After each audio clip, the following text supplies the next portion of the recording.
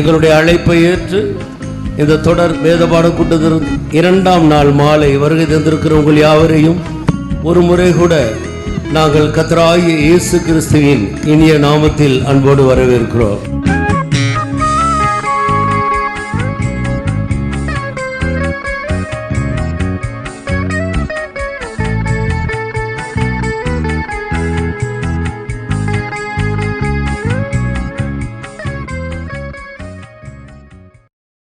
கர்த்தராகிய இயேசு கிறிஸ்துவின் பரிசுத்தமுள்ள நாமத்துக்கு மகிமை உண்டாவதாக. ස්වාමී යේසුස් ක්‍රිස්තුගේ ශුද්ධ නාමයට ගෞරවයක් May වේවා. the holy name of the Lord Jesus Christ be glorified. எங்களுடைய அழைப்பை ஏற்று இந்த தொடர் வேதபாட கூட்டத்தில் 2ஆம் நாள் மாலை வருகை தந்திருக்கிற உங்கள் யாவரையும் ஒரு முறை கூட நாங்கள் கர்த்தராகிய இயேசு கிறிஸ்துவின் இனிய நாமத்தில் அன்போடு வரவேற்கிறோம். අපගේ අරියුම් පිළිගෙන බයිබල් පාඩම් මාලාවේ දෙවන දින සන්ධ්‍යාවෙත් පැමිණ සිටින ඔබ සැම යේසුස් ක්‍රිස්තුස් වහන්සේගේ නාමයෙන් මේ සන්ධ්‍යාව අපි පිළිගනිමු. We greet you all and welcome you all cordially. You have accepted our invitation and are present with us this evening, even on the second day of our series of Bible studies in the most matchless and incomparable name of our Lord Jesus Christ. 3 உலகங்கள் என்ற தலைப்பின் கீழ் கர்த்தருடைய வசனங்களை நாம் தியானித்துக் கொண்டு வருகிறோம். තුන් ප්‍රකාර ලෝකයන් කියන තේමාව යටතේ අප දේව වචනය හදාරමින් පසුවෙනවා. We have been meditating upon God's word based on the theme 3 worlds. நேற்றைய தினத்தில் நாம் கேட்டது போல ஒன்று பூர்வ உலகம். ඊයේ දවසේ අපි ඇසු විලසින් එකක් පුරාණ ලෝකය. According to what we heard yesterday, one is old world. இரண்டாவது இப்பொழுது இருக்கிறதான இந்த உலகம். දෙවැන්න දැන් පවතින මේ වත්මන් ලෝකය. Secondly, it's the present world that exists right now. மூன்றாவது இனி வரப்போகிறதான நித்தியம். තුන්වැන්න මතු පැමිණෙන සදා කාලය. Thirdly, it's eternity, that which is to come. அதை குறித்து நாம் 2 பேதுரு 3ஆம் அதிகாரம் 13வது வசனத்திலே நாம் வாசிக்கிறோம். මේ පිළිබඳ දෙවන පේතුරස් 3 පරිච්ඡේදයේ 13 වන පදය අපි කියනවා. We read about this in 2 Peter chapter 3 verse 13. அவருடைய வாக்குத்தத்தத்தின்படியே நீதி வாசமாயிருக்கும் புதிய வானங்களும் புதிய பூமியும் உண்டாகும் என்று காத்திருக்கிறோம். கர்த்தருக்கு ஸ்தோத்திரம். දෙවියන්ට ස්තුති වේවා. Praise be to God. இப்படி வேதம் மனிதர்கள் குடியிருக்கிறதான அந்த நாட்களை 3 உலகங்களாக நமக்கு பிரித்து காட்டுகிறது. මෙලෙස මනුෂ්‍ය වාසය කරන මේ කාලයේ ලෝකය කොටස් 3කට දේව වචනය අපට වෙන් කර දක්වනවා. This is how the scripture has categorized this world as 3 different worlds, in this very world where the people have been existing in 3 different ages. ஆதியிலே தேவனால் உண்டாக்கப்பட்டதான அந்த பூமி நோவா காலத்தோடு அதிலே காணப்பட்டதான சகல கிரியைகளும் அழிந்து போயிற்று. පටන් ගැනීමේදී දේවවාසීන් සාදන ලැබව පෘථිවිය නෝවාගේ කාලයේදී මුළුමනින්ම විනාශයට පත්විය. The world that was created right in the beginning by the Lord, we see that it got destroyed by the floods during the days of Noah. ஆண்டவர் அழிவுக்கென்று அவைகளை சிருஷ்டிக்கவில்லை.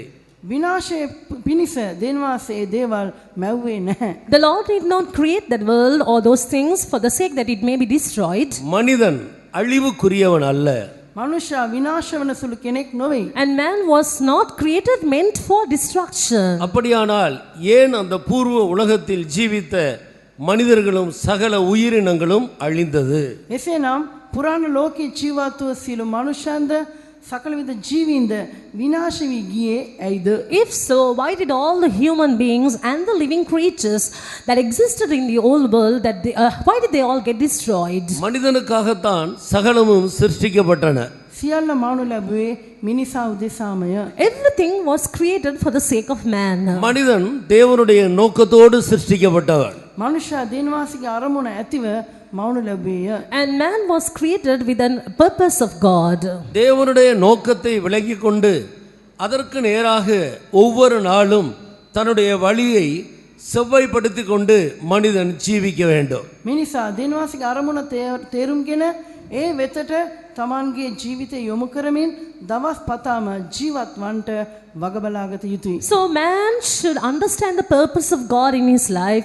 He should be able to practice it and carry out the mission, the purpose of God in his life, and it should be with this intention and expectation he must live his life each and every day. ஆனால் மனிதனோ தேவனுடைய வழியை விட்டு விட்டு அவன் தன்னுடைய சொந்த வழியிலே நடந்தான். එනමුදු මිනිසා දෙවියන් වහන්සේගේ මාර්ගය අතහැර තමාගේම මාර්ගයේ පා නගින්නට යෙදුනා. Nevertheless, man forsook the ways of the Lord.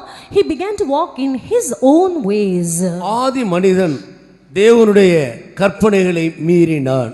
පළමු මනුෂ්‍යයා දෙවියන් වහන්සේගේ ආඥා කඩ කළා. And so the first man violated the commandment of God. அதைத்தான் மனிதனுடைய வெளுகை என்று சொல்லுகிறோம். මිනිසාගේ වැටීම යනුවෙන් අපි හඳුන්වන්නේ මෙන්න මේ දෙයයි. This is the very thing we refer to as the fall of man.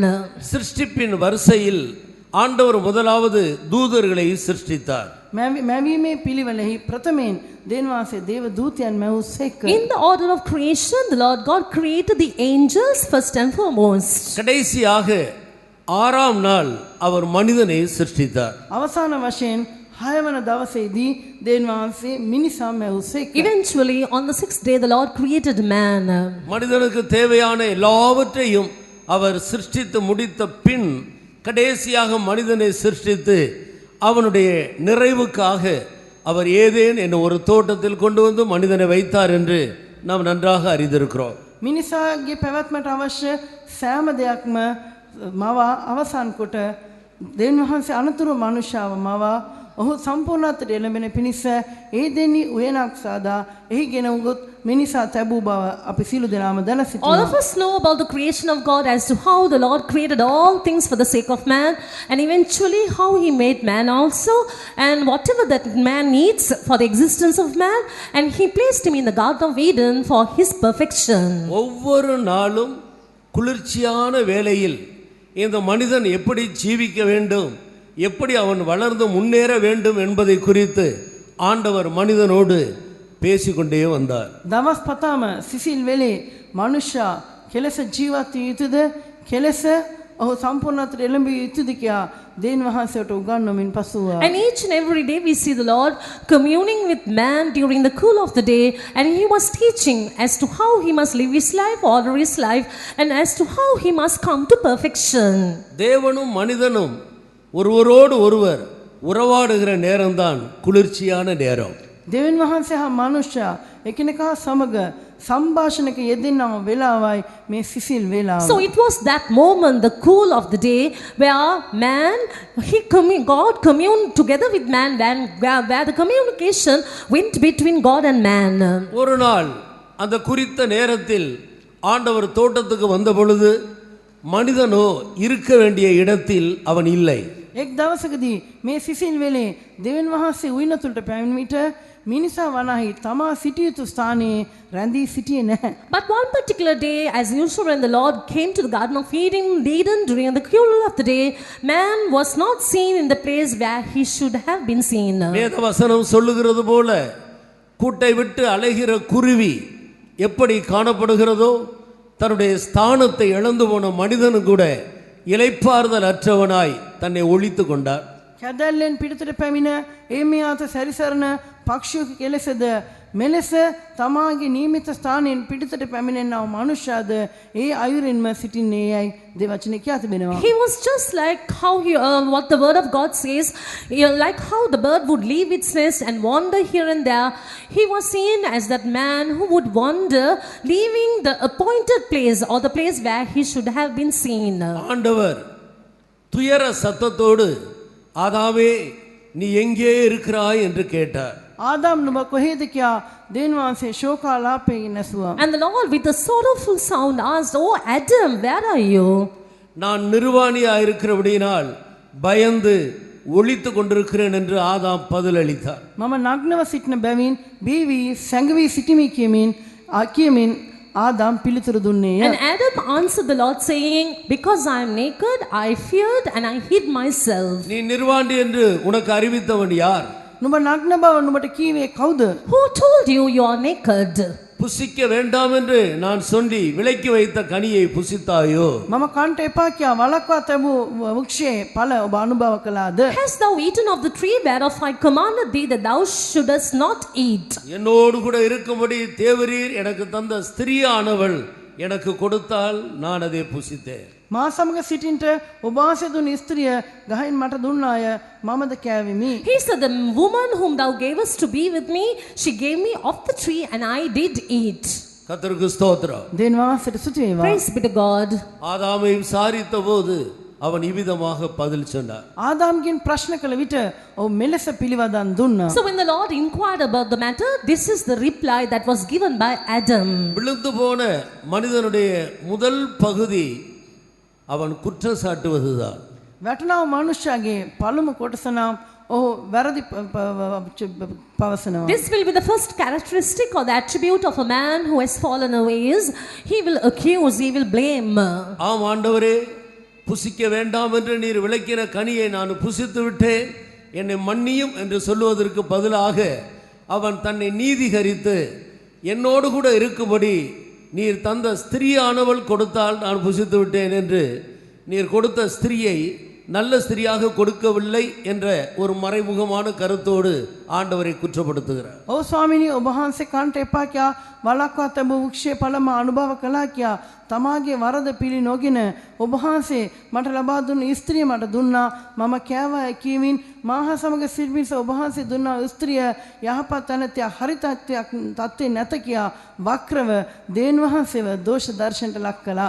Instead of saying, "Oh Lord, it is true, I ate of the fruit from that forbidden tree, the tree which you told me not to eat of," instead of saying such thing, he told the Lord, "Lord, the woman whom thou gavest, she gave the fruit to me and I did eat." Indirectly he blamed the Lord, saying, "You did not give me a right woman."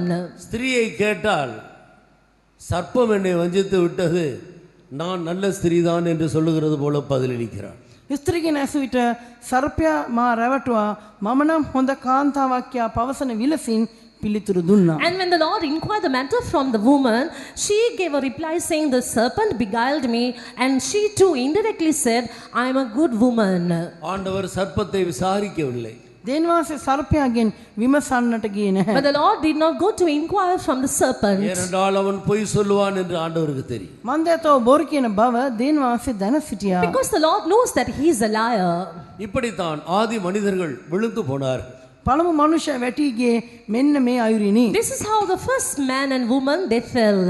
மனிதனுடைய விழுகை அது ஒரு சாதாரண காரியம் அல்ல. මනුෂ්‍යයාගේ වැටීම සාමාන්‍ය දෙයක් නම් නොවේ. So the falling away of man is not an ordinary thing.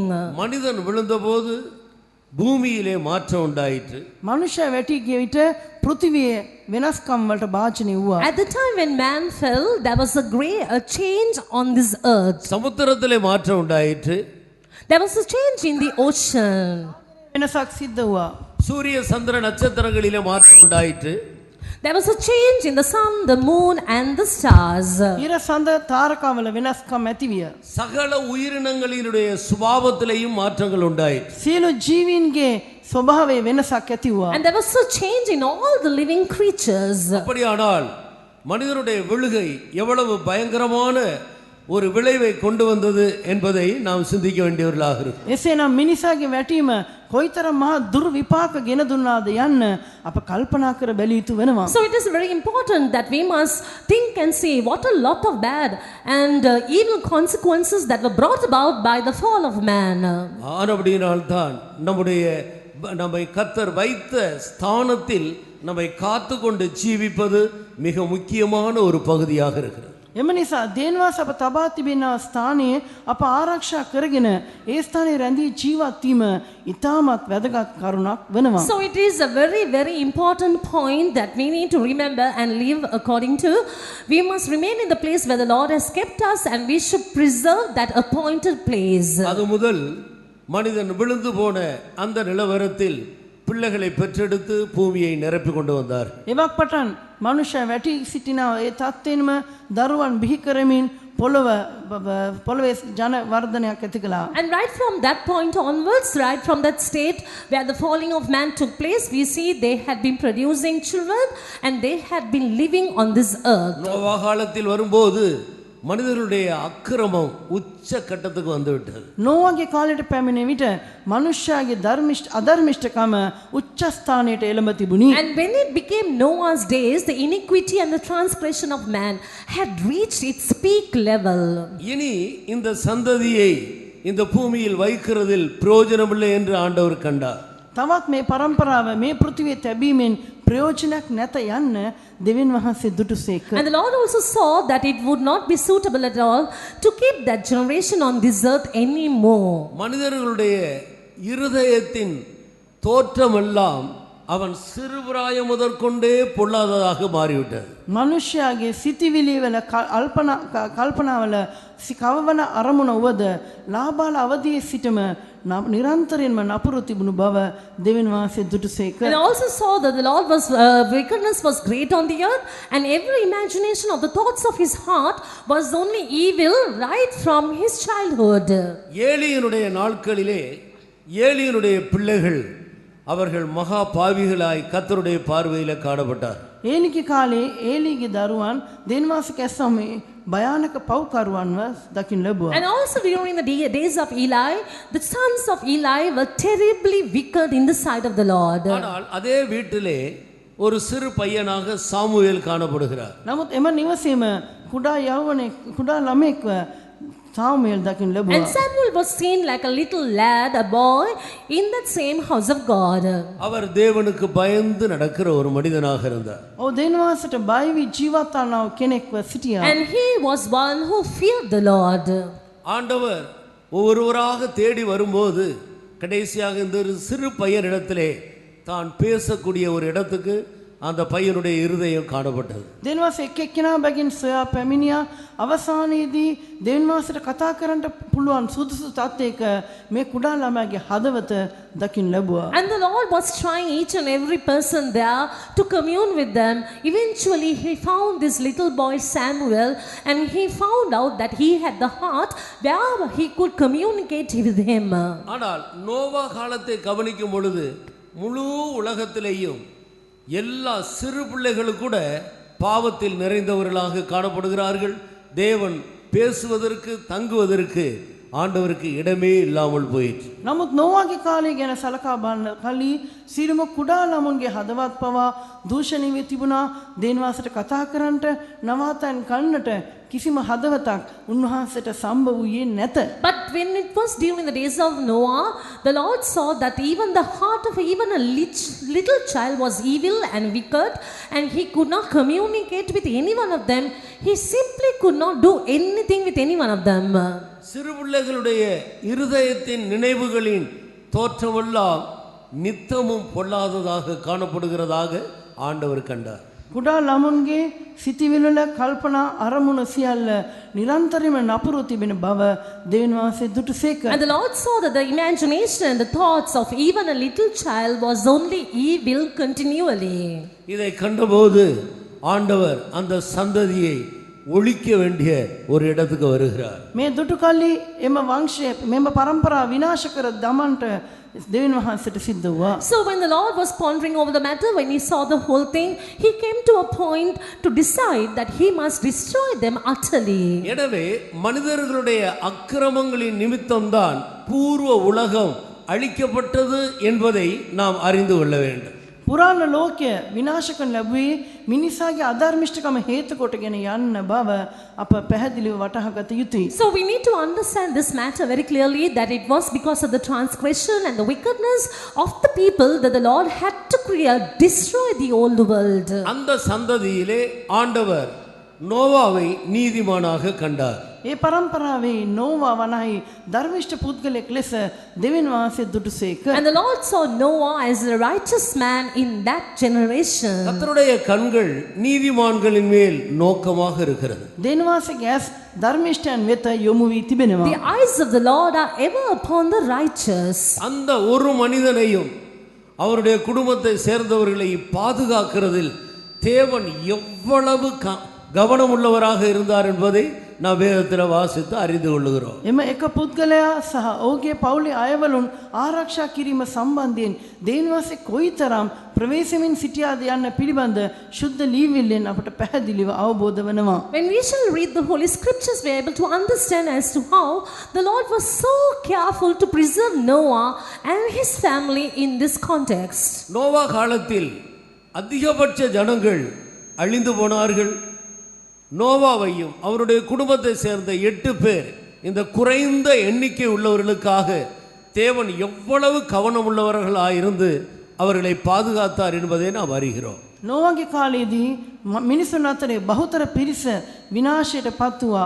නමුත් නෝවා ඇතුළු 8 දෙනෙක් මේ ඉතා කුඩා සංඛ්‍යාවක් ආරක්ෂා කරන පිණිස දෙවියන් වහන්සේ මේ ගැන කොයිතරම් අවධානයෙන් යුක්ත වූවාද යන්න පිළිබඳ අප සලකා බැලිය යුතුයි. It was such a great number, large number of people, a multitude who got destroyed during the days of Noah, but we see that only a very few of them, Noah and his family, who were preserved during the floods. And we see as to how the Lord was so concerned about them, how he was so careful to preserve Noah and his family. அந்த பூர்வ உலகத்திலே நோவாவை ஏன் பாதுகாத்தார், அதற்கு காரணங்கள் என்ன என்பதை நாம் அறிவதற்கு முன் அதிகபட்ச ஜனங்கள் அழிந்து போனார்களே, அவர்கள் அழிக்கப்படுவதற்கு காரணம் என்பதை என்ன என்பதை நாம் தெளிவாக விளங்கிக் கொள்ள வேண்டும். ඒ පුරාණ ලෝකේ නෝවා විනාශ නොකරන්නට හේතුව කුමක්ද කියා අප සොයා බලන්නට පෙර ආතුව ඒ බහුතර පිරිස විනාශයට පත් වූවා.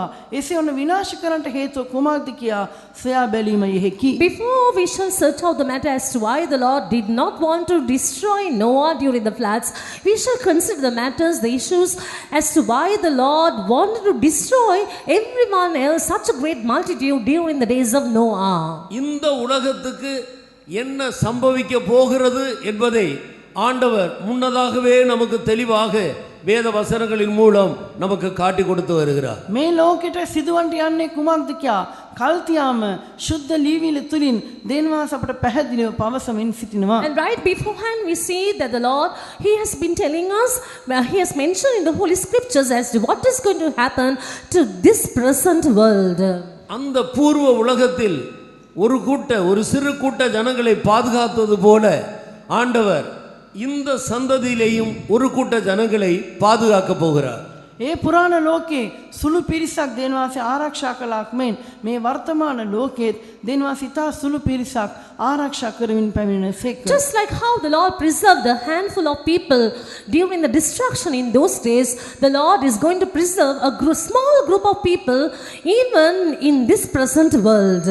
அழிந்து போனதற்கு காரணம் என்ன என்பதை கண்டுபிடித்து நம்மை சுத்திகரித்து கொண்டு காக்கப்பட்ட ஜனத்தோடு நாமும் சேர்ந்து கொள்ளும்படி நம்முடைய கண்களை ஆண்டவர் பிரகாசிப்பிக்க விரும்புகிறார். විනාශ සෙනක විනාශවන්ට හේතුව කුමක්ද කියා සොයා බලමින් අපේ ජීවිත පිරිසුදු කරගෙන ආරක්ෂා වූ සෙනඟ කණ්ඩායම වෙතට අපිත් එකතු වන පිණිස අපගේ ඇස් පහදන්නට දෙවියන් වහන්සේ කැමති වෙනසේක. And the Lord wants to enlighten our eyes so that we will also wonder and have a knowledge as to why these people got destroyed during this destruction, in order that we may all be able to order our lives so that we may belong to that group of people who shall be preserved by the Lord. நேற்றைய தினத்தில் நாம் அதற்கு ஒரு காரணத்தை குறித்து சிந்தித்தோம். ඊයේ දවසේ මේ උදෙසා එක් කරුණක් ගැන අපි අවධානය යොමු කළා. We considered just one matter yesterday pertaining to this. தேவகுமாரர்கள் மனுஷகுமாரத்திகளை அதிக சௌந்தரியம் உள்ளவர்கள் என்று கண்டு அவர்களுக்குள்ளே தங்களுக்கு பெண்களை தெரிந்து கொண்டார்கள். දෙවියන් වහන්සේගේ පුත්‍රයෝ මනුෂ්‍ය දුවන ශෝභන බව දැක තම තමන් කැමති සියල්ලන්ම භාර්යාවන් කොට පාවා ගත්තෝය. That the sons of God saw that the daughters of men that they were fair, and they took them wives of all which they chose. வேறுபாட்டை அவர்கள் பாதுகாக்கவில்லை. වෙන්වීමේ ජීවිත ඔන්න ආරක්ෂා කරගත්තේ නැහැ. They did not preserve their life of separation. ஒரு கிறிஸ்தவ ஜீவியத்திலே வேறுபாடு என்று சொல்லுவது மிக முக்கியமான ஒரு பகுதி. ක්‍රිස්තියානි ජීවිතයක වෙන්වීමේ ජීවිතය යනු ඉතාමත් වැදගත් කරුණක් වන්නේය. A life of separation is a very important matter component in a Christian life. நாம் உலக ஜனங்களோடு இந்த விஷயத்தில் ஐக்கியம் வைக்கக்கூடாது. අප මේ කරුණ සම්බන්ධයෙන් ලෝකයේ සෙනග සමග සම්බන්ධකම් ඇති කර ගැනීම සුදුසු වන්නේ නැහැ. We should not have any fellowship with the people of the world or with the world pertaining to this matter. நான் உலகத்திலிருந்து உங்களை தெரிந்து கொண்டேன். මම ලෝකයෙන් නුඹලාව තෝරා ගතිමි. I have chosen you from out of this world. இயேசு கிறிஸ்து இந்த உலகத்தில் இருக்கும் பொழுதுதான் சொல்லுகிறார், நான் உலகத்தான் அல்லாதது போல நீங்களும் உலகத்தார் அல்லாதிருங்கள். ඒසාස මේ භූමිතලයේ සිටින විටමයි පැවසුවේ මම ලෝකයෙන් නොවුවක් මෙන් නුඹලාත් ලෝකයෙන් නොවන අය ලෙස ජීවත් වන්න. These were the exact words of the Lord Jesus Christ at the time when he was living in this very world.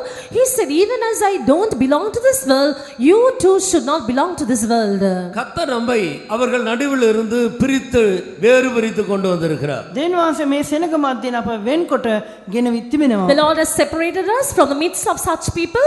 He has taken us out from them. ஆனபடியால் நம்முடைய ஜீவியத்தில் எந்த விதத்திலையும் மறுபடியுமாக அவர்களோடு சேர்ந்து நம்மை கரைப்படுத்திக் கொள்ளாதபடி நம்மை வேறு பிரித்து பாதுகாத்துக் கொள்ள வேண்டியது ஒரு முக்கியமான பகுதி. එම නිසා අපේ ජීවිතයේ නැවතත් මොණියම් මාක නොවුන් සමග එකතු වී අපගේ ජීවිත කැලල් කරගන්න ඉඩ නොදී ආරක්ෂා කර ගැනීම ඉතාමත් වැදගත් වෙනවා. So it is a very, very important matter that we should not mingle with them once again and that we should not defile ourselves by having any fellowship with them. எல்லாரும் விரும்பி படிக்கிற ஒரு புஸ்தகம் தான் சங்கீத புஸ்தகம். සියලු දෙනා කැමැත්තෙන්ම කියවන පොතකි ගීතාවලිය. Book of Psalms is a book that is read by all with a lot of desire. 150 சங்கீதங்கள் உண்டு. ගීතාවලිය ගීතිකා 150ක් තිබෙනවා. There are 150 psalms in that book of Psalms. முதல் சங்கீதத்தில் முதல் வார்த்தை என்னவென்று எழுதியிருக்கிறது? පළවන ගීතාවලියේ පළමු කොටම කියා තිබෙන්නේ කුමක්ද? What are the first few words of the first psalm? துவக்கும் போதே துன்மார்க்கன் என்றுதான் துவக்க வேண்டுமா? පටන් ගන්නකොටම දුෂ්ටයන්ගේ කියමින් පටන් ගත යුතුද? Does it have to mention about the ungodly even as it starts? பரிசுத்தவான், நீதிமான் என்று எத்தனையோ வார்த்தைகள் இருக்கிறது. இப்படிப்பட்ட வார்த்தைகளோடு துவக்காமல் துவக்கும் போதே துன்மார்க்கன் என்று துவங்குகிறார். ශුද්ධවන්තයා ධර්මිෂ්ඨයා මෙවන් වචන තිබෙද්දී පටන් ගන්න විටම දුෂ්ටයන්ගේ කියමින් පටන්ගෙන තිබෙනවා. There are lots of nice words like godly man and holy man and so on, but even as it starts it talks about the ungodly. இதை குறித்து நான் பல நாள் சிந்தித்த போதுதான் எனக்கு விளங்கினது வேறுபாடு கிறிஸ்துவ ஜீவியத்தில் எவ்வளவு முக்கியமாயிருந்தால் முதலாவது வேறுபாட்டை பற்றி அவர் எழுத வேண்டும். මේ ගැන ගොඩක් දවස් කල්පනා කිරීමෙන් අනතුරුවයි ක්‍රිස්තියානි ජීවිතේ වෙන්වීමේ ජීවිතයන් කොයිතරම් වැදගත් තිබෙනවද? ඒම නිසායි පළමු කොටම මේ වෙන්වීමේ ජීවිත ගැන ලියන්නට යෙදුනේ. There have been a lot of days where I have pondered over this matter, over this verse, and afterwards I came to a conclusion that the Christian life has such a great place, life of separation has such a great place in the Christian life, and that's why it's mentioned, it has emphasized in this manner. துன்மார்க்கருடைய ஆலோசனையில் நடவாதே. දුෂ්ටයන්ගේ මන්ත්‍රණය අනුව නොයන්න. Don't walk in the counsel of the ungodly. பாவிகளுடைய வழியில் நில்லாதே. පව්කාරයන්ගේ මාර්ගයේ නොසිටින්න. Don't stand in the way of sinners. பரியாசக்காரர் உட்காரும் இடத்தில் உட்காராதே. නින්දා කරන්නන් වාඩි වෙන තැන වාඩි නොවන්න. Don't sit in the seat of the scornful. முதல் வசனமே வேறுபாட்டை பற்றி தான் போதிக்கிறது. පළමු පදයේම වෙන්වීමේ ජීවිතය ගැනයි උගන්වන්නේ. So the very first verse teaches us about the life of separation. ஏனென்றால் சகல ஆசீர்வாதங்களும் அங்கேதான் துவங்குகிறது. මන්දයත් සියලුම ආශිර්වාද ආරම්භ වන්නේ මෙතැනින්ය. The reason is this is the source of all blessings. ஒரு மனிதன் தன்னை வேறு பிரித்து கொள்ளாவிட்டால் ஆசீர்வாதங்களை பெறவே முடியாது. මනුෂයෙක් තමා වෙන් කරගත්තේ නැත්නම් ආශිර්වාද ලබන්නට නොහැකිව සිටිනවා. If a man will not separate himself, he will not receive any blessings at all. விக்கிரக ஆராதனை செய்து கொண்டிருந்ததான ஆபிரகாமை ஆண்டவர் சந்தித்து, நான் உன்னை ஆசீர்வதிக்கவே ஆசீர்வதித்து உன்னை பெருகவே பெருக பண்ணுவேன், உன் பேரை பெருமைப்படுத்துவேன் என்று அநேக வாக்குத்தத்தங்களை கொடுக்கிறார். රූප නමස්කාර කරන මැදේ වාසය කරමින් සිටියා වූ ආබ්‍රහම දෙවියන් වහන්සේ කැඳවමින් මම නුඹව ආශිර්වාදයක් බවට පත් කරන්නෙමි. නුඹද ආශිර්වාදයක් වෙයන්න නුඹේ නාමය කීර්තියට පත් කරමි. මේ ආදි වශයෙන් බොහෝ ආශිර්වාද ඔහුට දෙන්නට පොරොන්දු සේක. We see that Abraham initially was an idol worshipper, but the Lord separated him and the Lord gave him a lot of promises and blessed him, saying, I will bless you, I will make you great, I will keep you as a blessing, and I will surely bless you with great blessings. இந்த ஆசீர்வாதங்களை பெற்றுக்கொள்ளும்படி நீ முதலாவது வேறு விரிந்து வா என்று ஆண்டவர் சொல்லுகிறார். මේ ආශිර්වාද ඔබට ලබා ගන්නට පුළුවන්.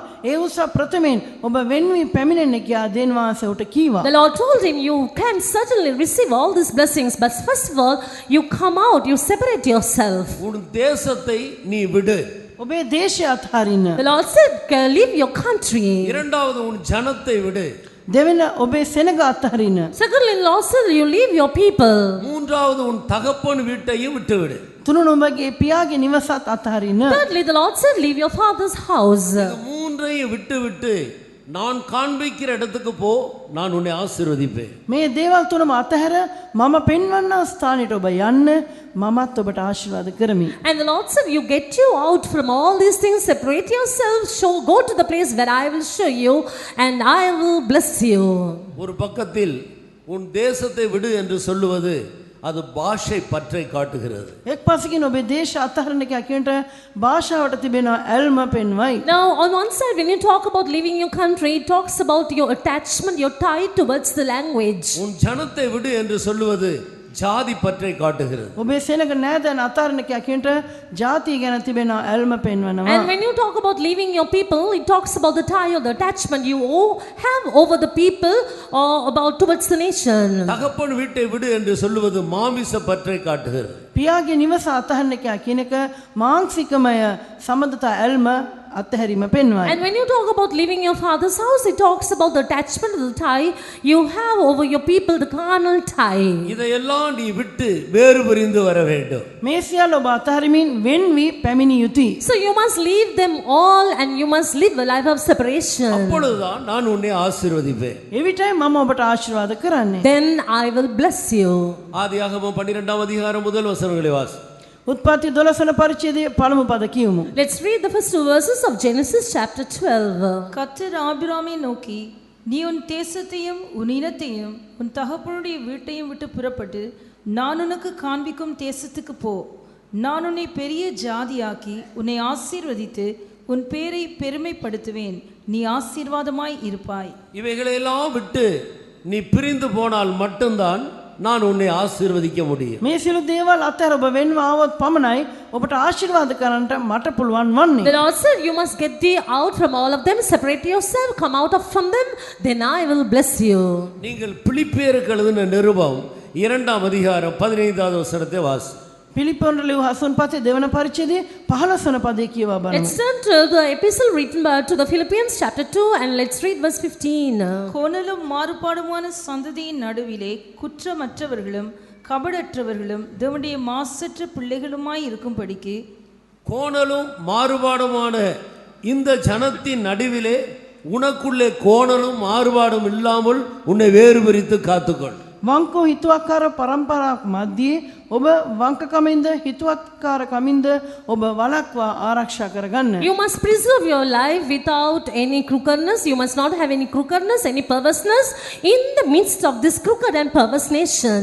நீங்கள் அப்போஸ்தல நடவடிக்கையின் புஸ்தகம் 2 அதிகாரத்துக்கு வரும் பொழுது ප්‍රේරිතයන්ගේ ක්‍රියාපතේ දෙවන පරිච්ඡේදයට ඔබ පෙරලන විට When you shall turn your Bible to Acts of the Apostles chapter 2 40வது வசனத்தை வாசி. 40 වන පදේ කියමු. and let's read verse 40.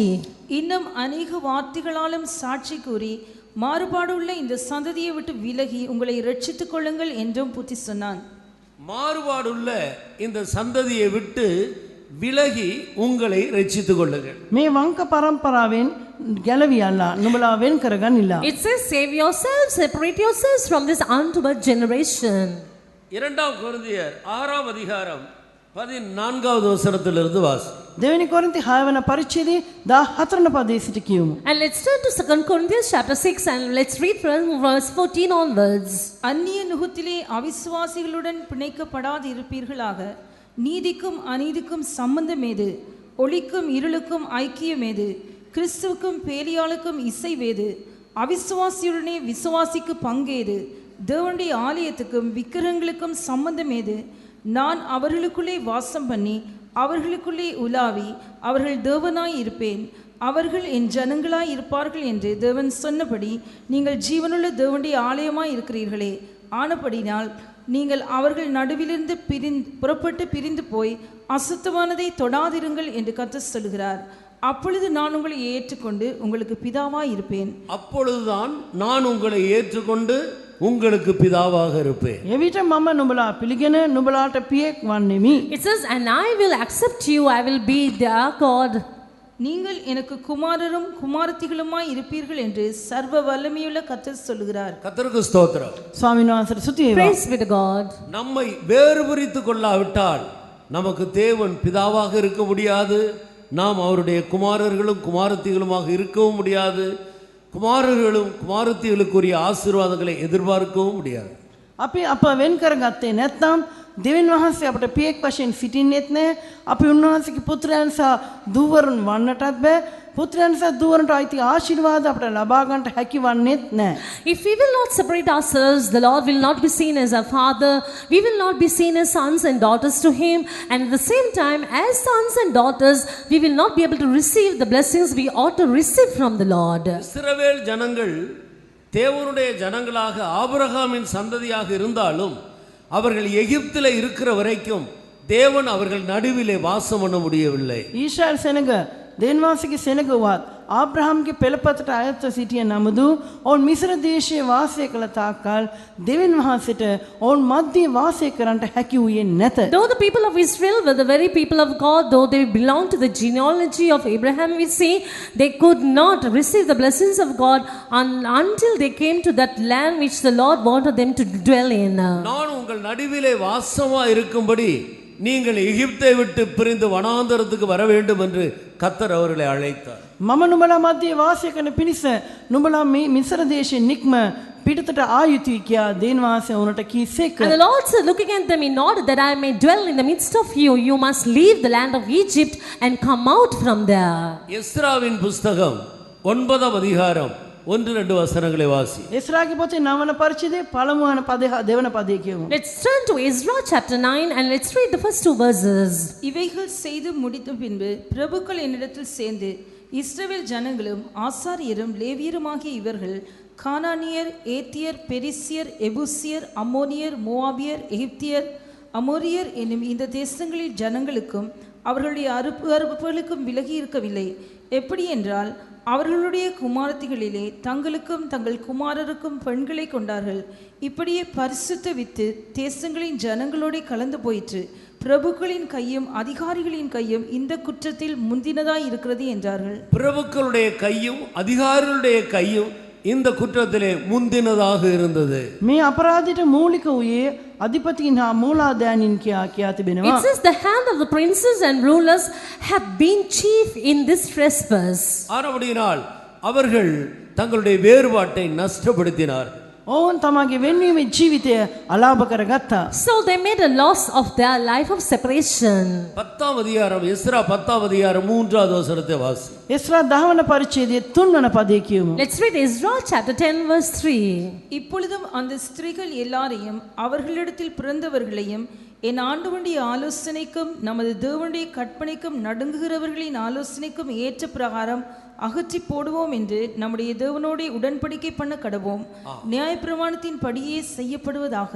அந்த ஜனங்கள் வேறுபாட்டை இழந்து இப்படி பரிசுத்த வித்தை நஷ்டப்படுத்தினது நிமித்தமாக தேவன் அவர்களை விட்டு விலகி இருந்தார். මේ සෙනග මේ ආකාර තමන්ගේ වෙන්වීමේ ජීවිතය නැති කරගෙන ශුද්ධ වංශය දූෂණය කරගත් හේයින් දෙවියන් වහන්සේද ඔවුන් අතරින් ඉවත්ව ගොස් සිටියා. We see because they lost the level of separation and because they had made their holy seed, the generation, the people to become corrupt, the Lord had left them and gone away from them. இஸ்ரவேல் ஜனங்கள் ஆண்டவருடைய சொந்த ஜனங்கள் தான். ஆனால் பல சந்தர்ப்பத்தில் அந்நியர்கள் கையிலே அவர்கள் ஒப்பு கொடுக்கப்பட்டார்கள். அந்நியர்கள் அவர்களை சிதறடித்தார்கள். ඊශ්‍රායල් සෙනග වනයි දේන් වහන්සේගේ සෙනග වනවා. නමුත් බොහෝ අවස්ථාවල ඔවුන් අන්‍ය ජාතීන් මිත්‍රා දෘෂ්ටීන්ගේ අතට බාර දෙන්න ලැබුවා.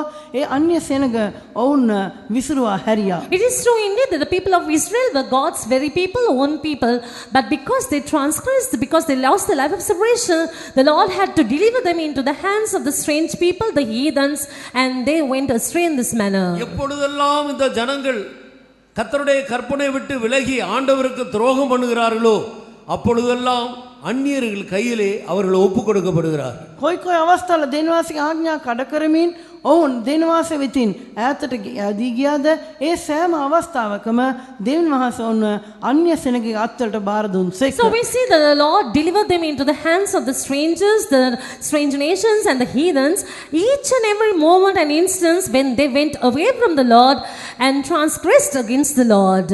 கர்த்தர் மனப்பூர்வமாக மனுபுத்திரனை சிறுமைப்படுத்தி சஞ்சலப்படுத்துகிற தேவன் இல்லை.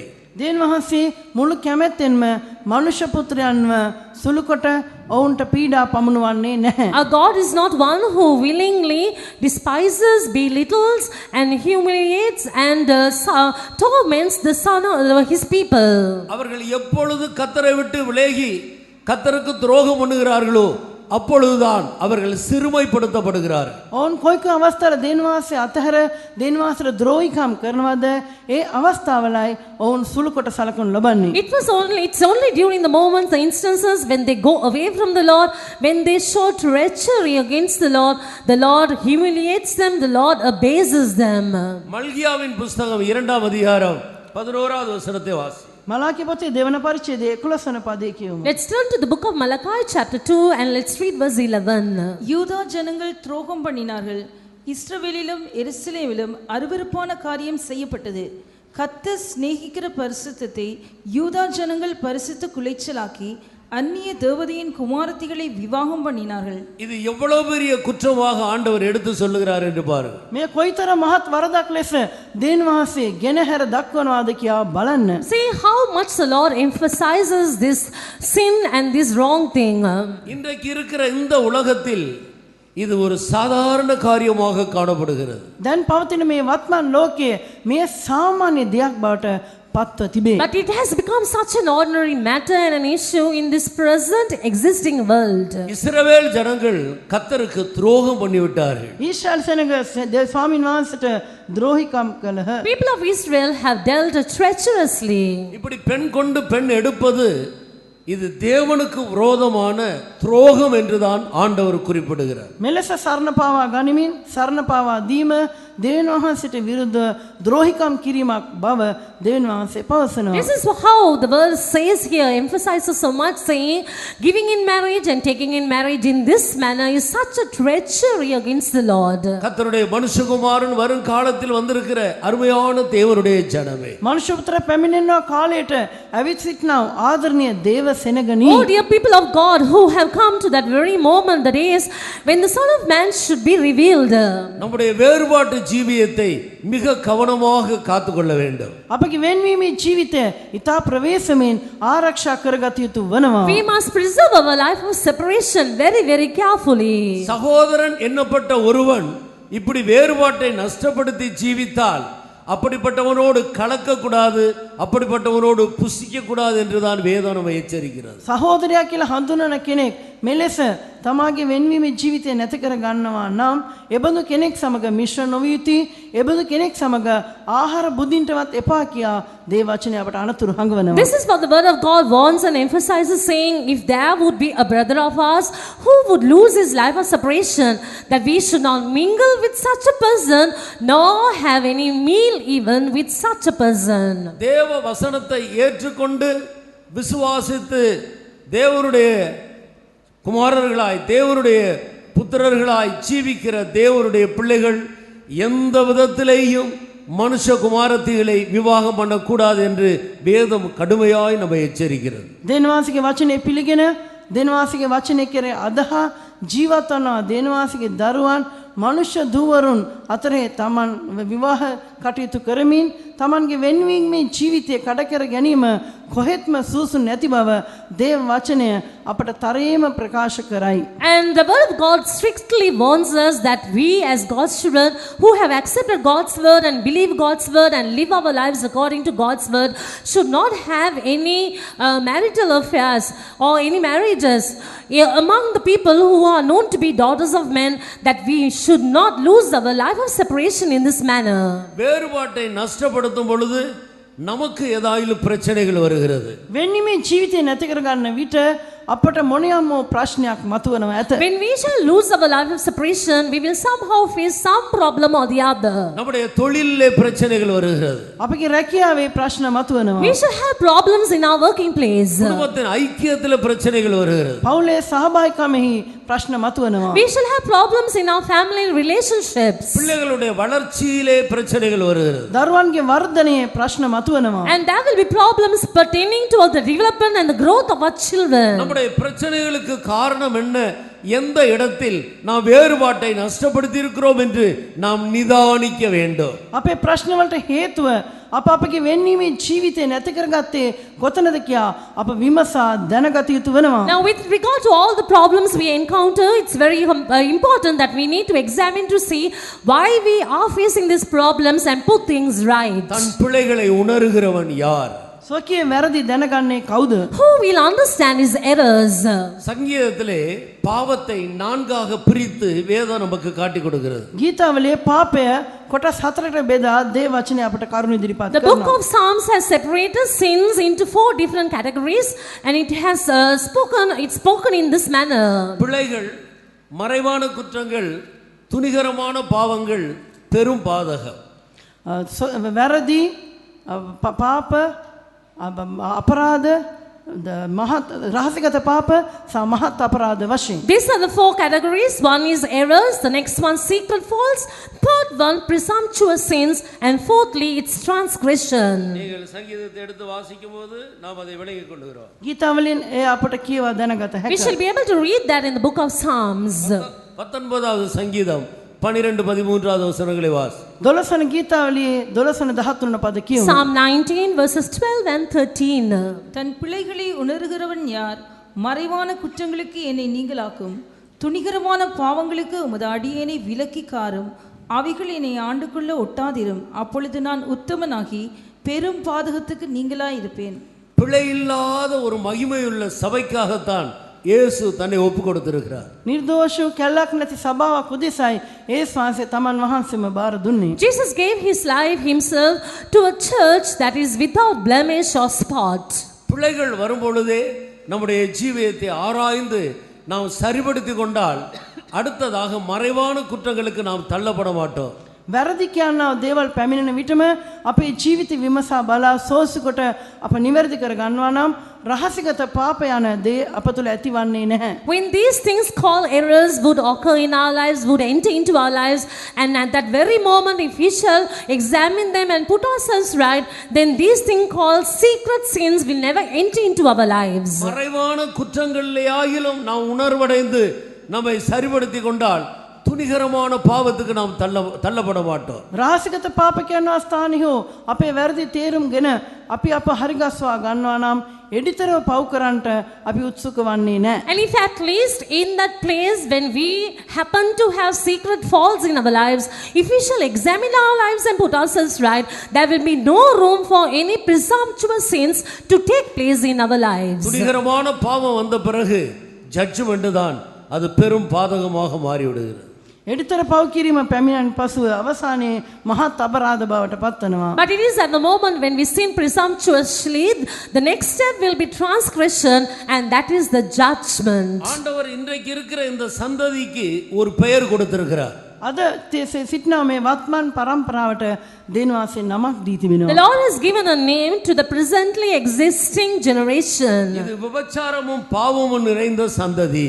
පාපයෙන්ද කාම මිත්‍යාචාරයෙන්ද පිරුණා වූ පරම්පරාවක්. This is known as adulterous and sinful generation. கர்த்தராகிய இயேசு கிறிஸ்து இருந்த 2000 வருடங்களுக்கு முன்பே இந்த உலகத்தினுடைய ஜனத்தின் நிலவரங்கள் அப்படி இருக்குமானால் இந்த கடைசி நாட்களிலே அது இன்னும் எத்தனை அதிகமாக காணப்படுகிறது என்பதை நாம் விலகிக் கொள்ள வேண்டும். අවුරුදු 2000කට ඉහතදී ස්වාමී ඒසාස මේ භූමිතලයේ සිටින විටම මේ වත්මන් ලෝකයේ ඒ තත්ත්වය දකින්න ලැබුවා නම් දැන් අපි දිවි ගෙවනවා මේ කාලේ එය කී වාරයක් අධිකව තිබෙනවාද කියා මදක් කල්පනා කර බැලිය යුතු වෙනවා. Now, if this world was seen in such a terrible state at the 2000 years ago for the Lord Jesus to mention such a thing, just imagine and see what a lot of iniquity and sins may be present in the present evil world. ஆண்களை ஆண்கள் விவாகம் பண்ணிக்கொள்வது நாகரீகம் என்று சொல்லக்கூடிய அளவுக்கு இந்த உலகம் தள்ளப்பட்டிருக்கிறது. පුරුෂයන්ව සරණ පාවා ගැනීම විලාසිතාවක් කියන තරමට මේ ලෝකය පැමිණ තිබෙනවා. This world has reached that point where they say man marrying another man is a very modern trend. Noah காலத்தில் நடந்தது போலவும் லோத்து காலத்தில் நடந்தது போலவும் மனுஷகுமாரன் வரும் காலத்திலே நடக்கும். නෝවාගේ කාලයේදී සිදුවක් මෙන් ලොත්ගේ කාලයේ සිදුවක් මෙන් මනුෂ්‍ය පුත්‍රයාගේ දවස්වලත් සිදුවන්නේය. And so it shall come to pass in the days of the Son of Man, just like how it happened in the days of Noah and in the days of Lot. ஏறக்குறைய இந்த உலகம் நியாயத்தீர்ப்புக்கு மிக சமீபமாக வந்துவிட்டது.